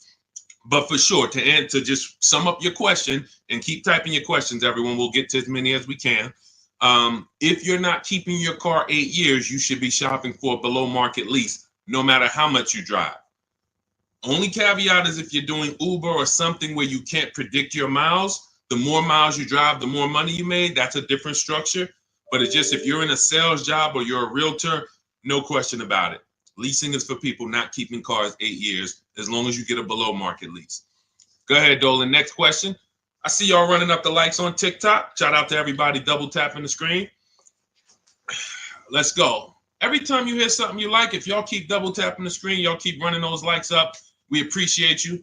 And, shout out to the people who really support the movement, not the people who check into the broadcast, the people who support the movement, the sharers, the new followers, the people who tag their friends, the people who double tap the screen, the people who hit the like button. Shout out to y'all. We couldn't do this without you. We appreciate you. Banana phone, 10,000 down, 725 credit. What car should I get? It's a lot of them out there, man. Pick one that you like. And first things first, decide how are you already have the credit to buy or lease. I would really consider, see, that 10 grand down is how people, that car, if you don't buy a car right, which means you lease it, you buy it, but you should have leased, that 10,000 is going to be absorbed into that car. It's literally going to be sucked from your bank account into the car. You're not getting it back. You're not getting it back. So I'll give you an example. If we look at Zafrina got a $65,000 vehicle. No, that's Teddy. Let's use Teddy. $73,000 BMW he got. He put no money down. His payment's $856 a month. He used our system. We contact 25 dealers. Now you can do it your way. You want to call around, talk to managers, get offers. That's fine. I just recommend you get at least 5 offers. Because what we've seen, I've seen this, been in the industry 14 years. I've been helping people online for more than 3 years now, all around the country. 4 out of 5 dealers are overpriced. So once you get your offers, you need to get at least 5 for you to get the below market offer. But now he comes and he gets $856 a month, no money down. His highest offer was $1123 a month out of all the offers he got. He said he got 10 offers from home. That's why our system is called Cars from Home. We don't need to be in dealers to get below market deals. So if he had bought this vehicle, even if they gave him a big discount, instead of 73, let's say he got it for 63. Let's say he got 10,000 off. Let's round it up to 65, even though the taxes would be more than that. Let's round it up to 65. Every $5,000, I need my people who know this to get ready to type this. Every $5,000 that you borrow on a loan is about how much per month? Every $5,000 that you borrow on a loan, and I'm going to hop on Instagram because I want to see these comments. Thank you, Anthony Austin. Shout out to the people who tapped in. So check this out. If it's $100, it's $100 per month. So now, even if they got a new car, a big discount, $65,000, he's paying $1,300 a month. He's leasing it for $856 a month. So you can't make that make sense. There's a saying, it's taken off the last couple of years that math is not mathing. If I'm driving the same BMW as you and I'm paying $856, you're paying $1,300, you lost. Can we agree? Agree? Can we type agreed? If 2 people are driving the exact same car out the dealership, one's paying $856, no money down. One's paying $1,300, no money down. Can we agree to $1,300 loss? Can we agree? Agree, right? Okay, so this is deal structure. This is deal structure. Now, mind you, think of the scenario I just used. $73,000 vehicle. He got $10,000 off of it. That would be a good discount. I think anybody would feel good if that was the below market offer on a BMW, 10 grand off. I think anyone would feel good, man. I saved 10 grand off this thing, but you still lost. You're paying $1,300 a month for 5 years. This person paying $856 a month because you structured your deal incorrectly. You put it on the wrong foundation. Now, if you're going to keep the BMW till the wheels fall off, then buy it. Pay the $1,300, pay the thing off, and then you got a BMW that's paid off. You can keep it for 8, 9, 10 years. If that's the strategy, forget about leasing. But if you're not keeping it 8 years, you lost. So the biggest thing, Banana Phone, before you think about, oh, let me go get a car, I got great credit and I got 10 grand down, you're going to walk into a dealer, they're going to see you just like blood and sharks looking at blood coming to the ocean. Hey, look at this guy. And you got 10 grand? I want to get all of it. I'm going to get everything out of your bank account I can in the shortest amount of time I can. So instead of you doing that, you slow down. Decide, am I keeping this next car 8 years? If not, I should be shopping for a below market lease on whatever I want. And take the time to go look at cars. Take the time to go look at cars. Go test drive cars. You're about to go spend, you're about to make a 5-figure decision. Don't make that decision in a rush. Who'll go into the mall and let them rush them? I wish I would go into the mall to spend $30,000 and they rushing me. Hey, we close in a couple, come on now. So, that's why we're different. You go and test drive these cars. The only thing you want to do on our test drive process is test drive and leave. Get the card. Thanks a lot. Leave. Thank you. Leave. We never talk numbers in the dealership. So if you want a step-by-step process of how we do this, you can grab my new digital book, 75% off. It's called Cars from Home, 7 Steps to Saving Time, Money, and Avoiding Dealerships. Everything in there about below market leases, below market purchases, below market used cars is in there in a step-by-step way. But the first thing you want to do is ask yourself, how many years am I keeping this next car? If it's not 8, you should be shopping for below market leases, or somebody's going to get all that 10 grand out of your bank account. It's going to go into theirs. Go ahead, Dolan. Next question. Keep typing, y'all. We'll get to as many as we can. Shout out to the people on Instagram. Shout out to the people on every platform that's tapped in. Shout out to the sharers. Thank you to everybody who shares the broadcast with somebody. We cannot do this without you, and we appreciate you. Let's go. When should I tell them about the GM Family First discount? As soon as you're getting your offers. As soon as you're getting your offers. Now, let me tell you something about the people who have GM Family, X-Plan Ford, Mercedes Fleet, any special pricing where you think it's going to eliminate you needing to shop around. You're going to leave big money on the table because 4 out of 5 dealers are going to lie. That's just what we know. Not just because I'm not saying that because I was in the business. I'm saying that because I have people all around the country who we shop together. So we have real-time data to show 4 out of 5 dealers on average is going to lie. They're not going to give you the GM price. If they give you the GM price, they're not going to give you any rebates they may have because they'll love for you to come in. That's why when you come in and say, hey, get me to the invoice price, we got a deal. Love it. You didn't know I got $3,000 in rebates. Just get them the invoice price, show them the invoice, write it up, deliver the car. Love it. So what you need to do is you need to shop around, get multiple offers, tell everyone who you're getting an offer from, you're a GM supplier or GM family, and then look at the offers while they're in front of you, while you're at home. Because you cannot depend on someone to say, here's the GM price. What other offers? What if there's $5,000 rebates? What if there's $1,000? They're not, if you didn't ask for that, they're not going to volunteer it. So when you're at home, you sit down, we contact 25 dealers. In my book, I have a system where I teach you how to go online, contact 25 dealers in 20 minutes using my email scripts, and you're going to get 5 offers in about 48 hours. It's constant. It's a system. It's the McDonald's system of car buying. Now, if you want to do it your way, you call around. What I'm telling you is get 5 offers because that's the only way you're going to prove to yourself that dealers are overpriced and you need to get 5 offers. See, like we said about Teddy's deal, his best offer on his BMW is $856. His worst offer is $1,100 plus. That was a dealership consciously wrote, hey, Teddy, that's our best offer, man.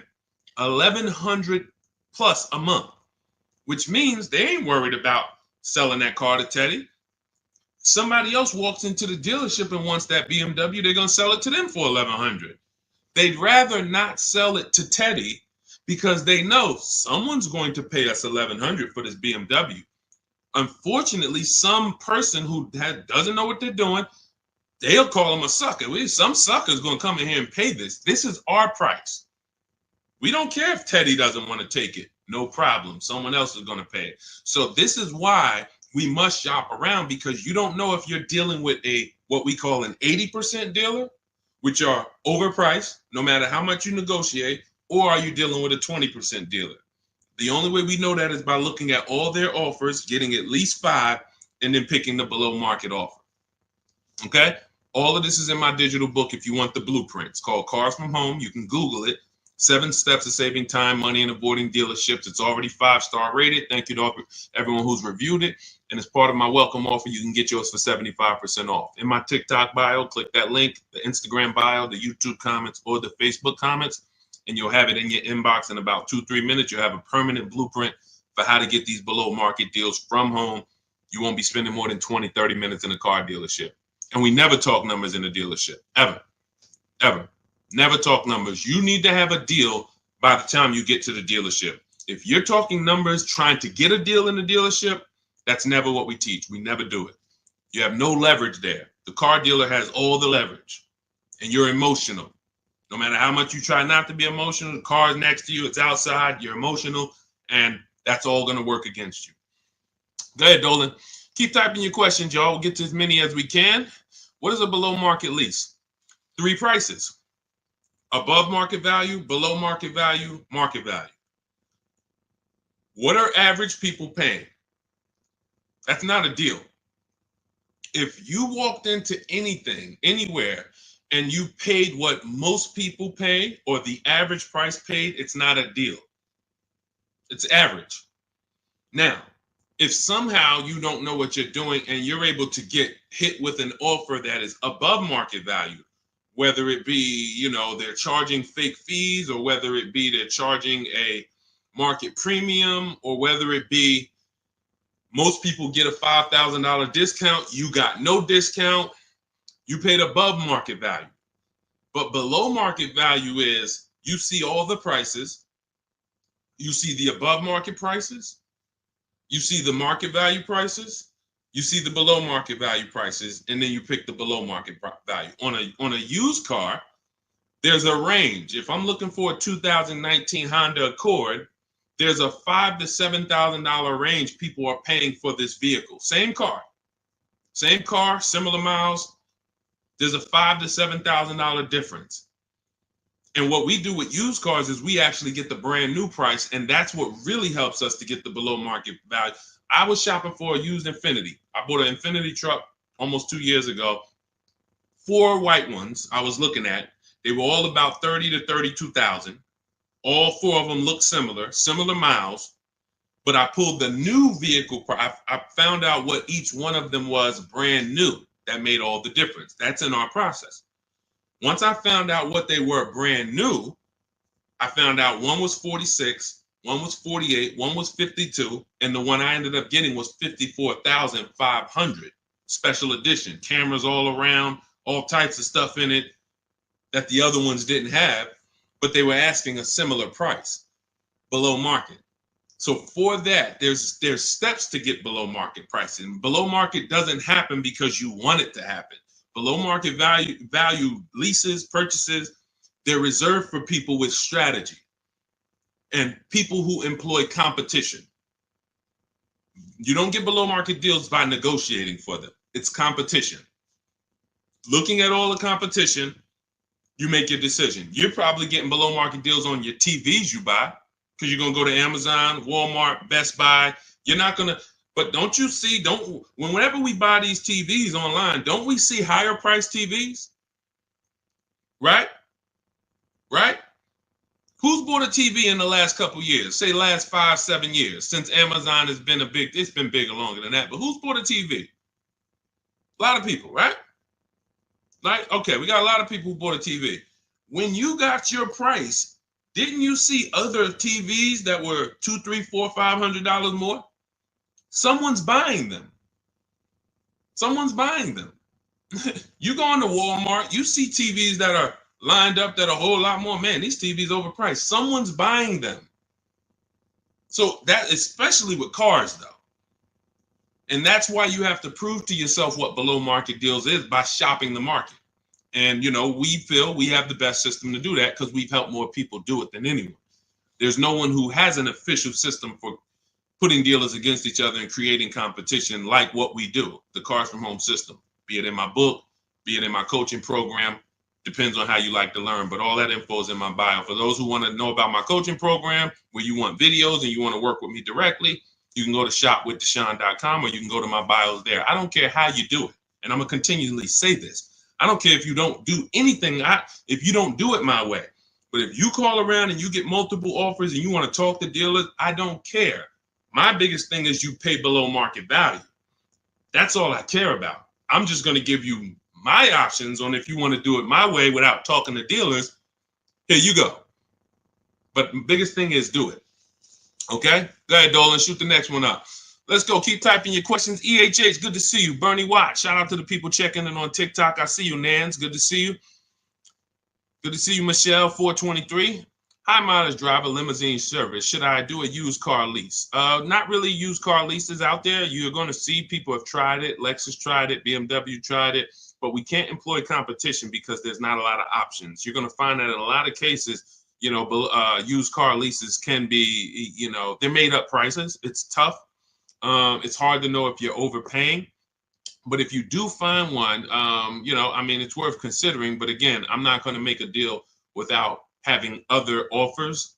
So 99 times out of 100, leases are brand new cars.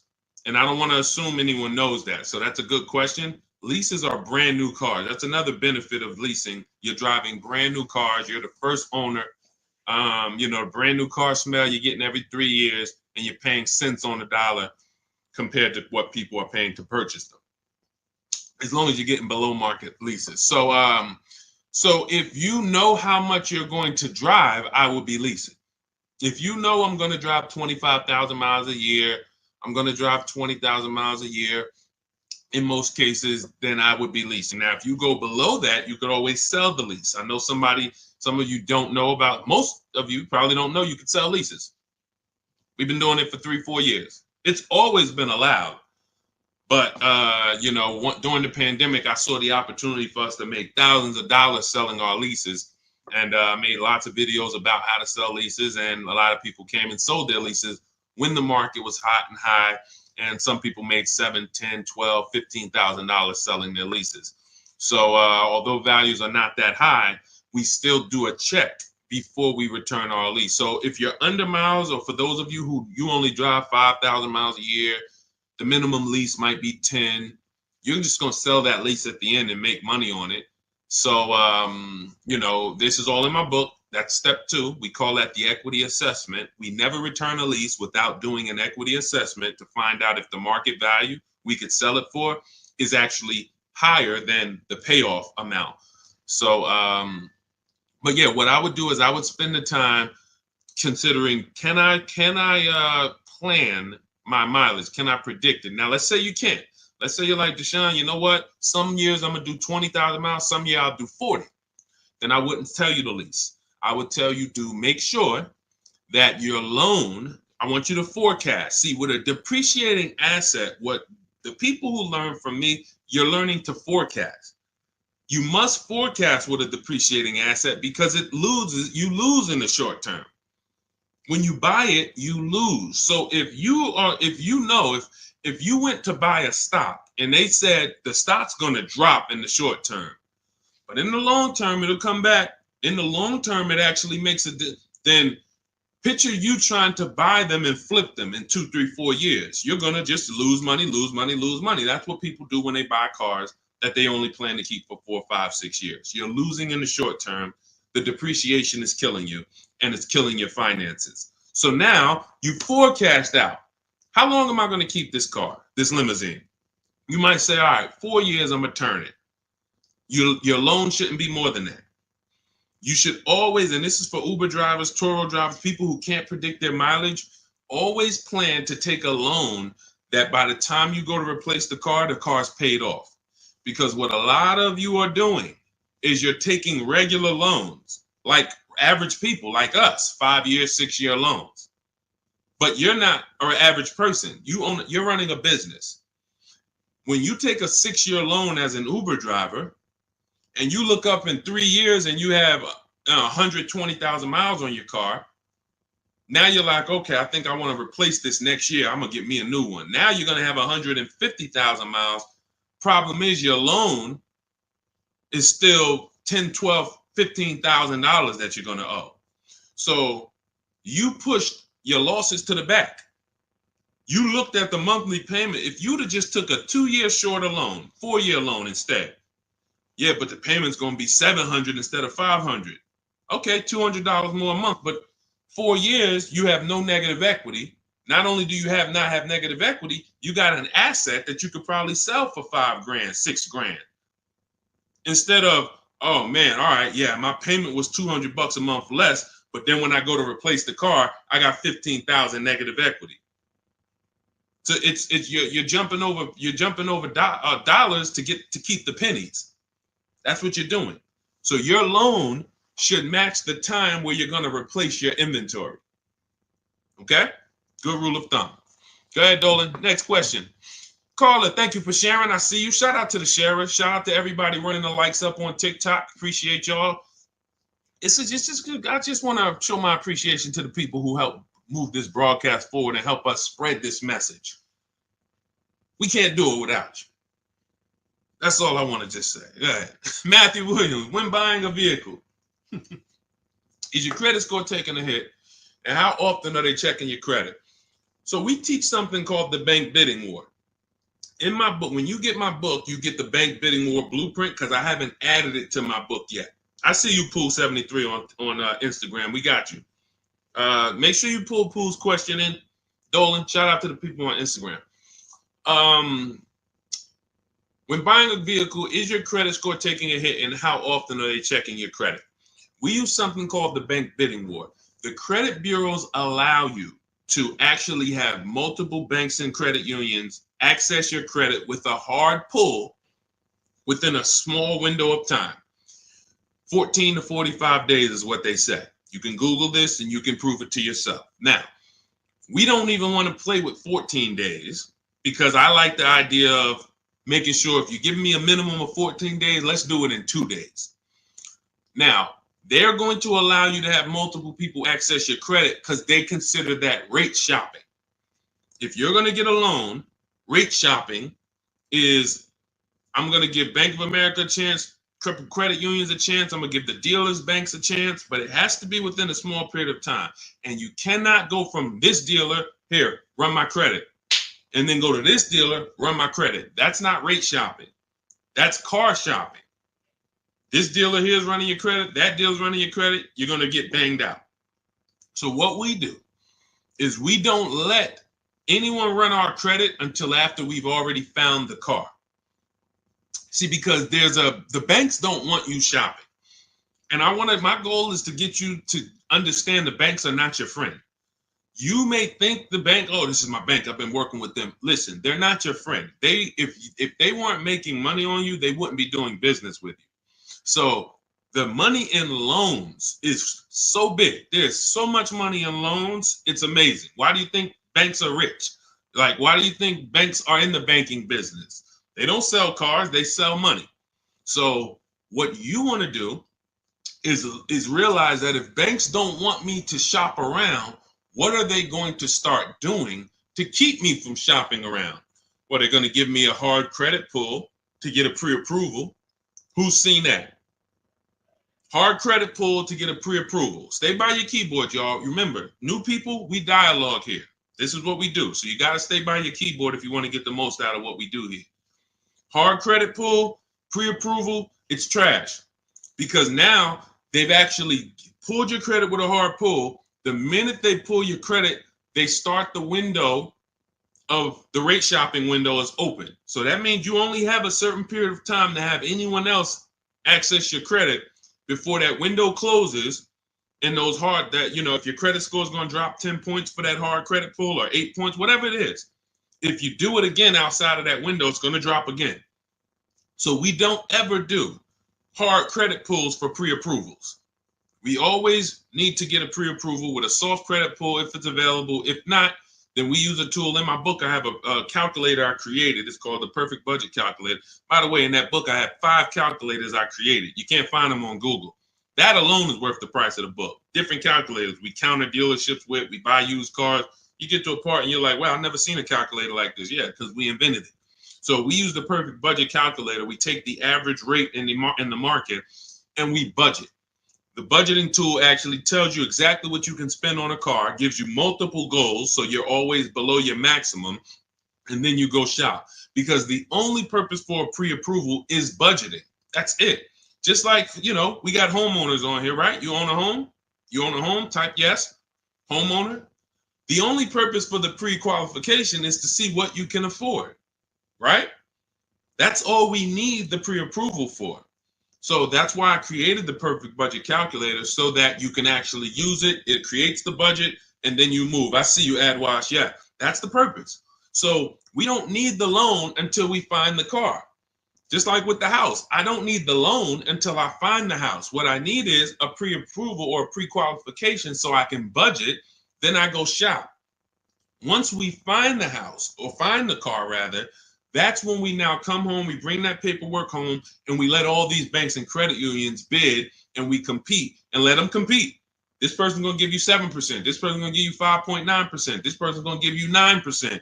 And all of these people are going to compete, and then we let the dealers compete, and we see who wins. We never pick anyone to do our business with until they win a bid. That is the Cars from Home system. Whenever we are buying, that's how we guarantee below market offers, because someone won the bid. You were competing against all these people to get my business, and you won. You were competing to buy my old car, you won. That's how we do. So that's the bank bidding war. You find your car, then you come home, call your bank, your credit union, online dealers, online bank, you let them compete. So when you get my book, you get the bank bidding war blueprint. If you want me to spell this out step by step for you, where those of you who are financing, you'll have 3 rounds of the bank bidding war blueprint. The bank bidding war to make banks compete at various stages, because there's a lot of money and interest. So this is all in my new digital book, Cars from Home, 7 Steps to Saving Time, Money, and Avoiding Dealerships. It's normally $97, but you can get yours for 75% off as part of my welcome offer for 30 minutes only. Go to my TikTok bio, Instagram bio, YouTube comments, or Facebook comments, click those links. Activate your 75% off. The book is digital, so it'll be in your inbox by the time we end this stream, and you'll have everything I teach step by step. You can use it for, over and over and over again. 2, 3, 4, 5 cars. You'll still be saving money from the same $24 book if you get there before the 30 minutes is up. All right. And make sure you screenshot the thank you page, because some of you type your email wrong. You might be, yo, man, I'm trying to hurry up and get this deal. You don't realize you typed your email wrong, and I can't email a book to the wrong email. So screenshot that page so you'll have my support team's email, just in case that book isn't there in 5-10 minutes. Just email my team. Go ahead, Dolan. Next question. Oh, no, pull my man Pulling from Instagram. Did you see him? We got Ingrid too. It's a lot of people on Instagram, so we're gonna try to get to questions from every platform. Do you ever advise buying the lease at the end because you went way over miles originally allowed? Great question. No, I'm gonna tell you why. The moment you lease your vehicle, your contract says what you should bring the vehicle back with in terms of miles. Let's say average is 36,000 miles, 12,000 per year. They have a buyout price based on that, a residual value based on that. So that means at 36,000 miles, they already know this is what we plan to sell the vehicle for on the market when he brings it back. Let's just call it 18,000. Now, 18,000 is based on 36,000 miles. It may not be a good price. That's why before we actually buy our lease, we always do a market comparison.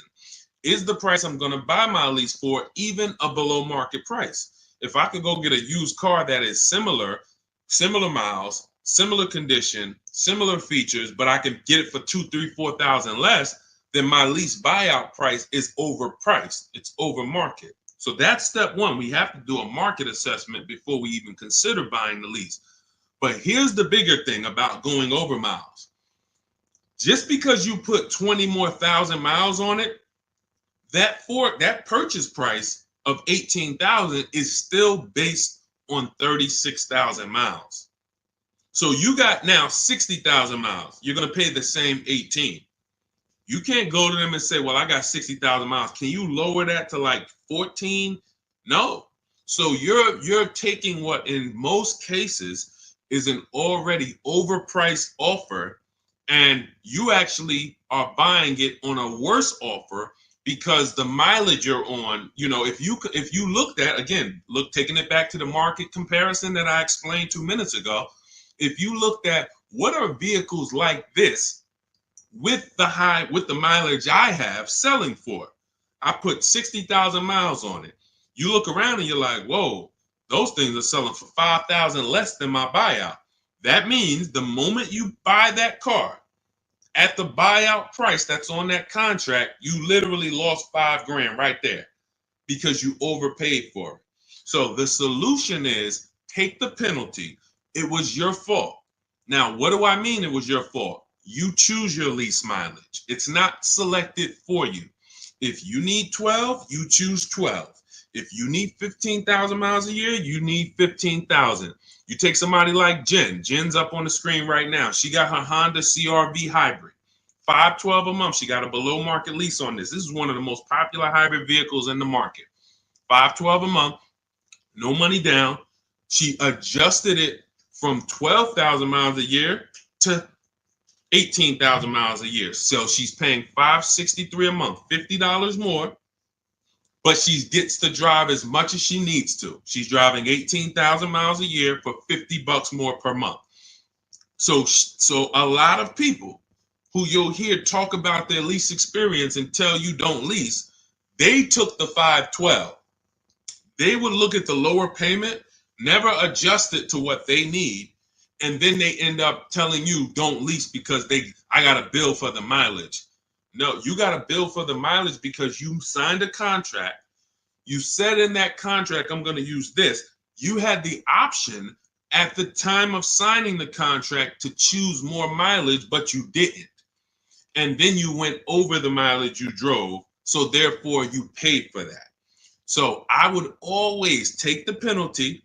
You can actually do a deal where you actually shop for a car, and the best offer you find, you can actually have them cut a check to the old company. So let's just say I had a $3,000 bill coming, a $3,000 mileage penalty bill coming.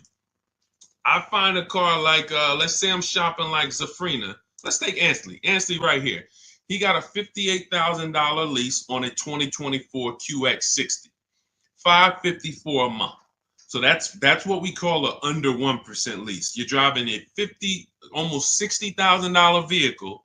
You're paying $554 a month, no money down. So let's say I got a $3,000 mileage bill. If I'm Ansley, I'm gonna shop, get my best offer, and then I'm gonna say, hey guys, I need you to cut a $3,000 check to my old leasing company, because I don't want to pay that mileage. Now, what's going to happen is my payment is going to go up because they need to build that into the sales price, but I don't need to come out of pocket with it. I don't need to come out of pocket with it. Now, if you could come out of pocket with it and write it, some of you could actually do a payment plan if you want to do that. That's fine too. But I'm talking to the people who you're like, all right, I don't necessarily want to come out of pocket with the penalty that I'm going to get for the mileage. So therefore, let me actually go and make a deal. So you could do a payment plan for the penalty, or you could just have the dealer you're going to buy from cut a check to the old company, to the old bank on your behalf. They'll build that into the sales price, but you shop for your best deal first. Before you do any of this, you always shop for your best deal, identify the 20% dealer, and then work with that dealer on structuring, hey, how much would it cost me to just have you? How much would it raise my payment for you to cut the check to them? Okay. And also, we do an equity assessment, Pooh. Step 2 in my book. Call your leasing company, find out what your payoff is. Go to our 6 sites, not our 6 sites. Go to these 6 sites we get offers from: Carvana, Driveway, Kelly's Blue Book, Instant Cash, CarMax, Car Gurus and AutoNation, maybe you can sell the car and come out with a lower penalty based on selling the car. Because if you sell the lease, there's no penalty. So, but you know, if you could sell it for 20, but you owe 21, then you just cover the difference and you pay the 1,000. So again, this is how we work with people. There's a reason people work with me. I'm not just a regular guy, and thank God I spent a lot of time learning this business, and I spent a lot of time in dealerships people can't work at. That's really the fact. A lot of the dealers, when I went to Mercedes, Ray Catena, if I hadn't worked at Ray Catena, I wouldn't know this. I went from being a GM salesman to Ray Catena said, listen, if you're going to work here, you know, we don't have finance managers. You're going to be the finance manager. You're going to have to get the customers approved. You're going to have to understand the rates residuals. This is stuff I didn't do at GM. And so I thank God that was a blessing for me to start my career with Mercedes at Ray Catena. Yankee Stadium, top 3 dealers in the country. You know, so when car salesmen hear me talk, it's like they don't understand it. And I get it. They're not trained the way I was trained. They didn't work where I worked. They were trained to just go get the numbers from the manager. That's why I could explain this from a financial standpoint. And this is what we do. So if you want to understand more about, you know, you want the step-by-step blueprint, grab Cars from Home, 7 Steps to Saving Time, Money, and Avoiding Dealerships. That's my new digital book, 5-star rated. You can get it for 75% off. It's normally $97, worth every penny.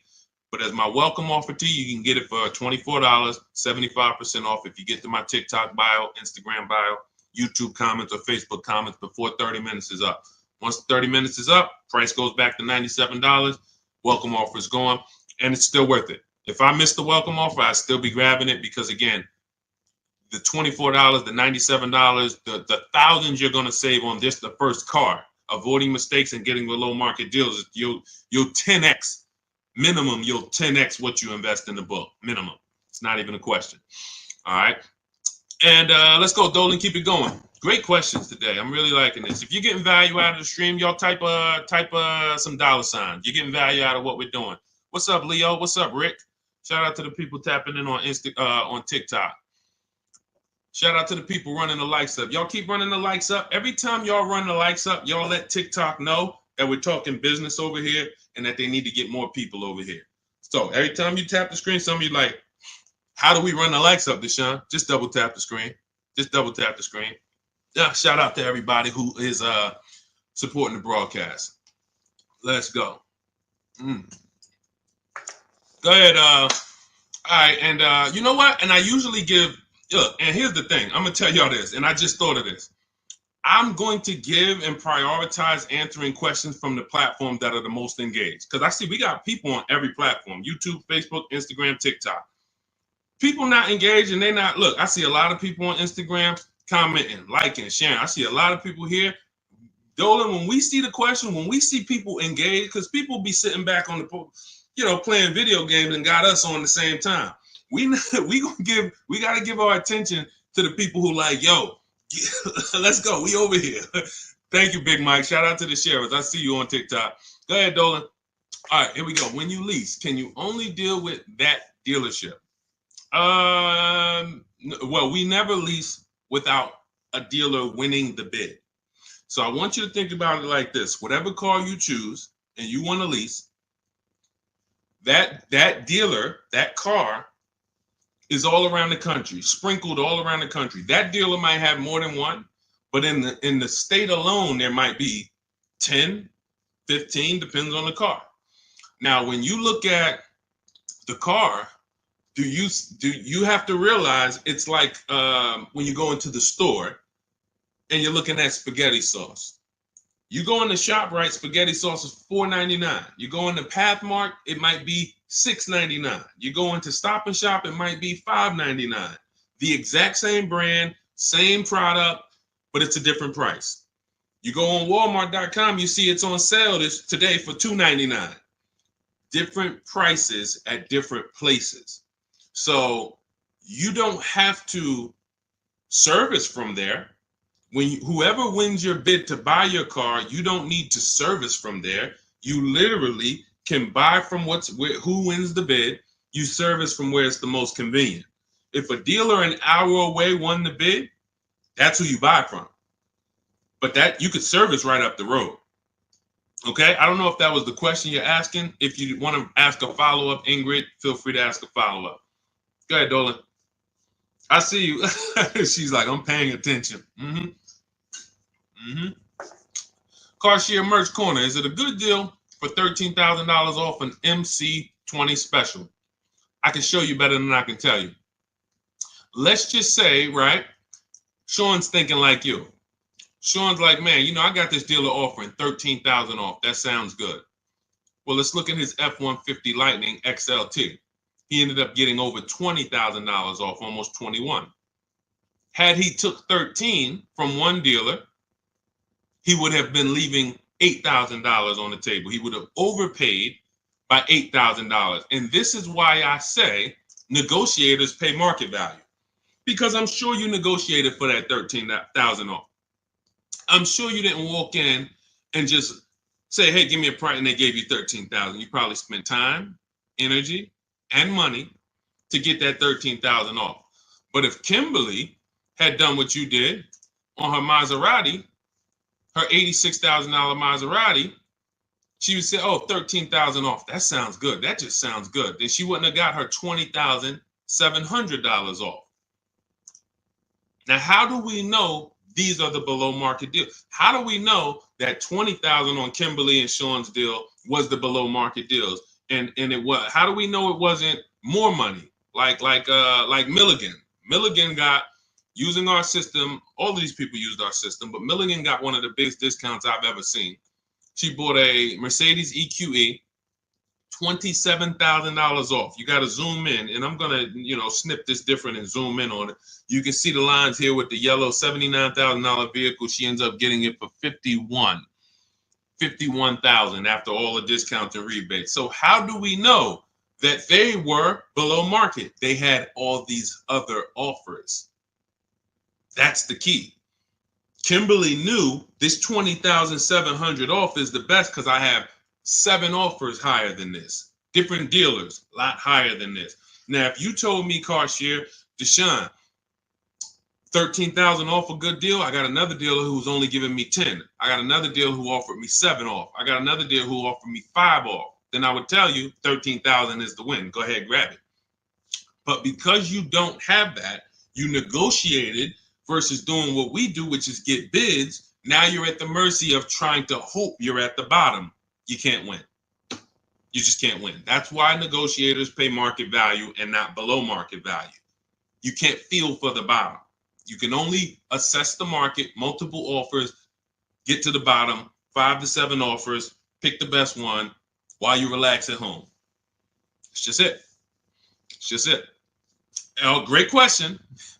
Common question that a negotiator asks. Man, I talked them down this much, Deshaun. This got to be good, right? What do you have to compare it to? Nothing. Okay? Get more offers. You could do it your way, call around. You could do it my way. Email, scripts, all in my book. It's up to you. Go ahead, Dolan.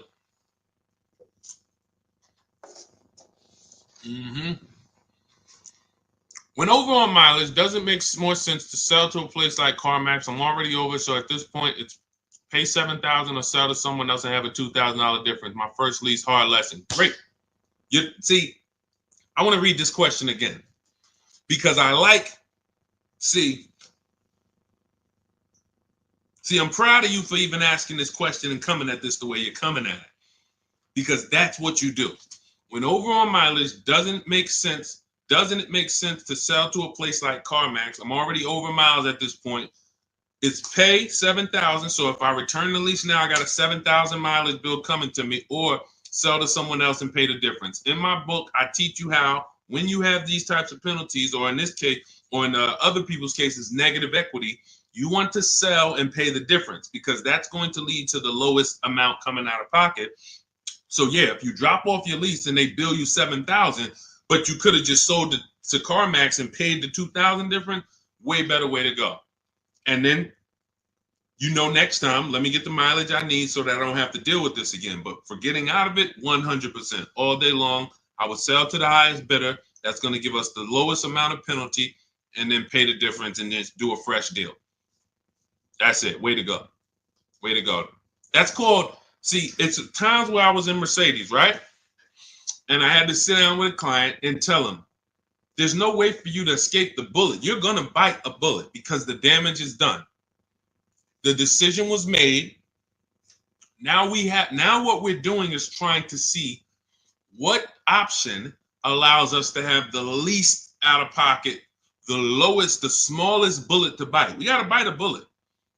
But $7,000 coming as a bill, that's a big bullet. $7,000 bill that you owe, big bullet. $2,000 to CarMax coming out your bank account, $2,000, small bullet.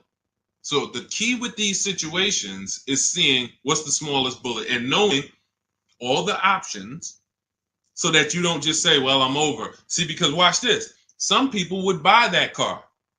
And what they would do is they would buy that car, pay, I mentioned this probably about 10 minutes ago, pay the normal buyout price, but except they over miles by, probably 40,000 miles.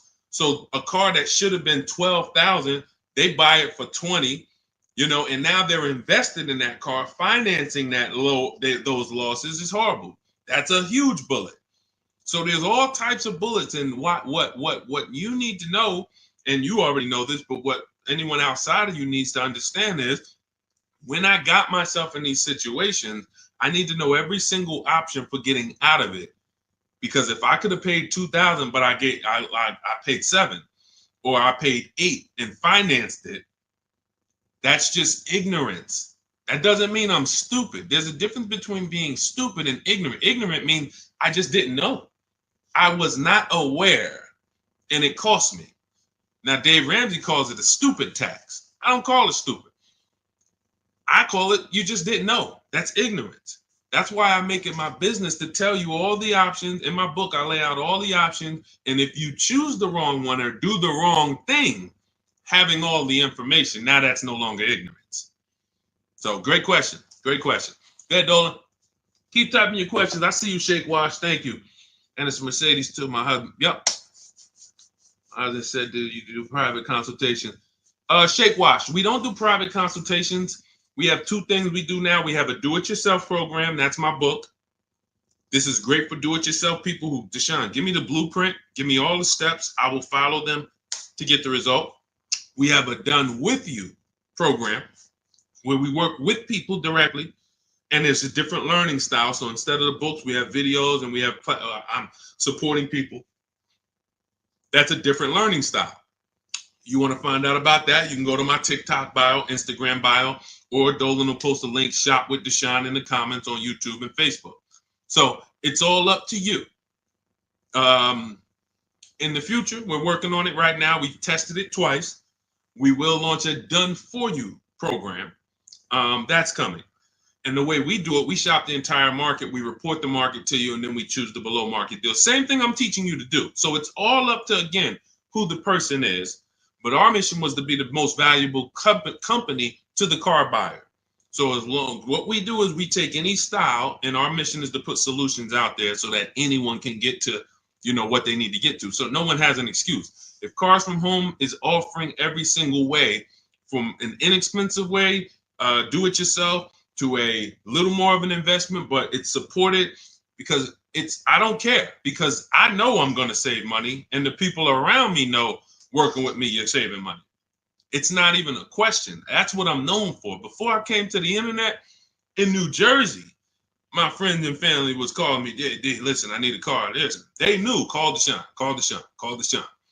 Once I came to the internet, it's like, yo, I don't do that no more, family. Like, I love you, but I'm teaching people. I need thousands of people to know this information. So a couple friends and family said, all right, D, where do I go? What do I sign up for? All right, give me the book. So it's, so the mission is not changed. It's just now we have to help more people. So, but yeah, I mean, there's no one attached to me who knows me who would be like, yo, knowing Deshaun hasn't saved me $10,000, $15,000, $20,000 just knowing him when it comes to this car stuff. That's what I hold myself accountable to. All right, go ahead, Dolan. Jason Simmons, should I pay for taxes up front on my lease or have it wrapped into the lease payment? I would always shop for a lease with no money down. We shop with only, this is the structure we use when we shop. First month's payment only, out of pocket. because with a lease, you pay at the beginning of the month. So when you see these people, India, when you see these people, Zafrina, Ansley, they all are, when they say no money down, they're paying their first month's payment and then they drive off. If we can get a deal, between 1%, and a lot of these deals are under 1%. Some of ththese people got 0.88%. Zafrina on her Jeep, she got a 0.88% lease, $65,000 vehicle. So what our goal is, under 1.5% is the best offer after, because the lease programs change. So sometimes it's super, very, very hot vehicles, and the lease programs don't have much support. So your best offer is going to be 1.4. You're going to see other vehicles 1.5, 1.6, 1.7. You're going to see other offers, that are a lot higher, but the best dealer might come in at 1.4. Okay, if you really like that vehicle, then I would take it. There's a lot of other vehicles that offer more value to lease, because as you can see, if there's, Charles got a Palisade, very, very hot vehicle. He got as a 1.25, I believe, 1.23, $48,000 vehicle, $597. That's a hot vehicle. Palisade has been hot. Kia Telluride has been hot. So to pay 1.4, 1.5, you have to really, really want that vehicle. But that's the cap. So if we find a vehicle, as long as it's under 1.5, it's good value. It's a deal. Lower the better. But down payment comes to affordability. That's all that matters when it comes to down payment. That's all. If you look and you say, all right, I shopped all my offers, I can see right. Let's just go back to Charles. Let's use Charles for an example on his Palisade. Let's say you're Charles. You use our system, you get all your offers, you see that your payment is $597 a month for this Palisade, $48,000, no money down. You might say, all right, I really want my payment to be, you already know this is a deal. It's already a deal.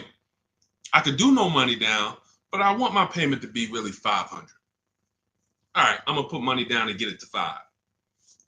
That's when you put money down. That's how you put money down. Money down is never buying your deal. And for too many of you, money down buys your deal, which is not a deal. You think, well, what's the payment if I put this down? You're not looking and basing it off of, man, I got a below market price. You're trying to buy your way into the deal. That's why when a car salesman talks to you, what's one of the first questions they ask you? When you look at a car, right? One of the first questions that they're going to ask you is what? Once you pick a car out, what are they going to ask you? Let's give everybody some time to type. What are they going to ask you? Thanks, AJID. I see you. Thanks, Big Mike. Shout out to the sharers on TikTok. And you know what? I might do this. We might prioritize people that share on TikTok. If you share and then you ask your question, you get first priority. Let me know if we can manage that, Dolan. Because I want to reward the people that share. Like, I want to reward the people that share. Good. Yes, how much you putting down? Now watch this. How much do you want your monthly payment to be? Yes, good one, Shake Wash. That's the related question because the car salesman wants to see, are you a payment shopper? Am I talking to a payment shopper? A payment shopper is trying to get to a certain payment.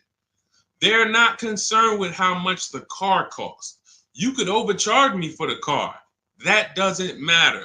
Get me to my payment. That's why being a payment shopper is a dangerous way to move.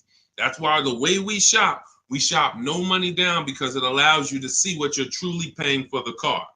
So now when we consider that there are going to be people who want us to get into monthly payments, now they're trying to get us to realize, well, you got a deal because I got you to your payment.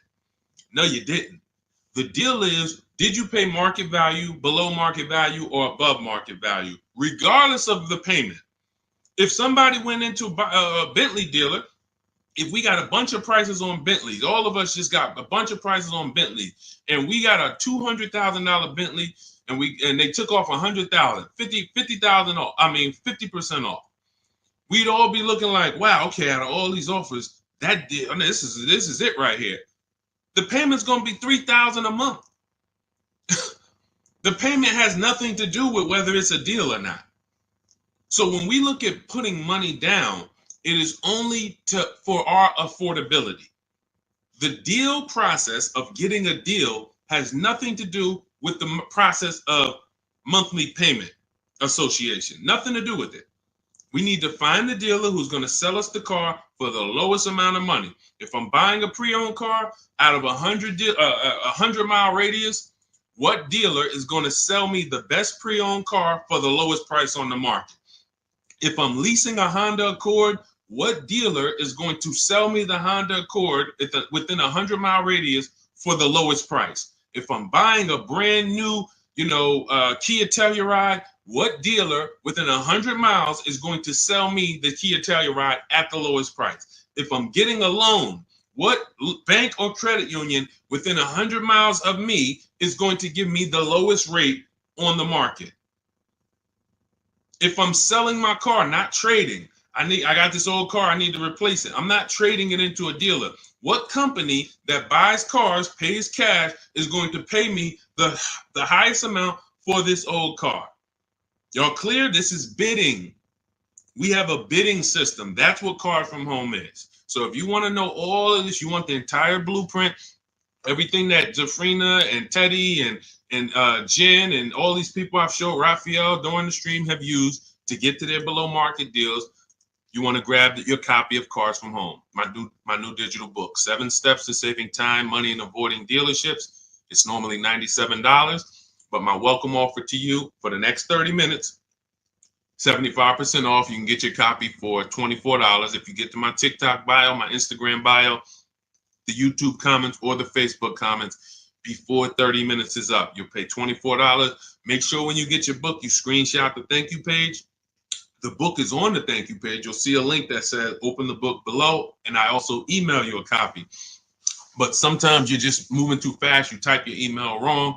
We can't email a book to an incorrect email. So if that book isn't in your email in 5-10 minutes, I want you to email my support team so they can get your book to you, and you'll have these strategies for the rest of your life. And shout out to everyone who's reviewed the book. Use it. Make sure you email me your deals when you make them. Send me send me the list. Hey, D, look at what I got, man.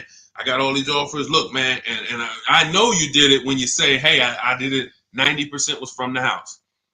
Soon as I know the people who use it, because the minute I've seen people who say, man, I went in the dealership, I used all your stuff, and I got this deal. No, you didn't. Sorry, somewhere along the lines you missed it. You might have been trying to go off my social media videos, but you didn't use our system because we're not making deals in the dealership.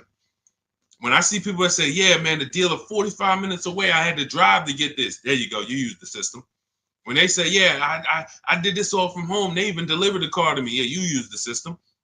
And you say, man, I looked at 17 used cars. I narrowed it down, and this one had this original price. Yeah, you use the system. It's stuff I hear that I could tell when people use the system. So go grab your copy. Shout out to everybody who checked in. We'll see you on another stream. Keep on learning so that you can relearn. God bless.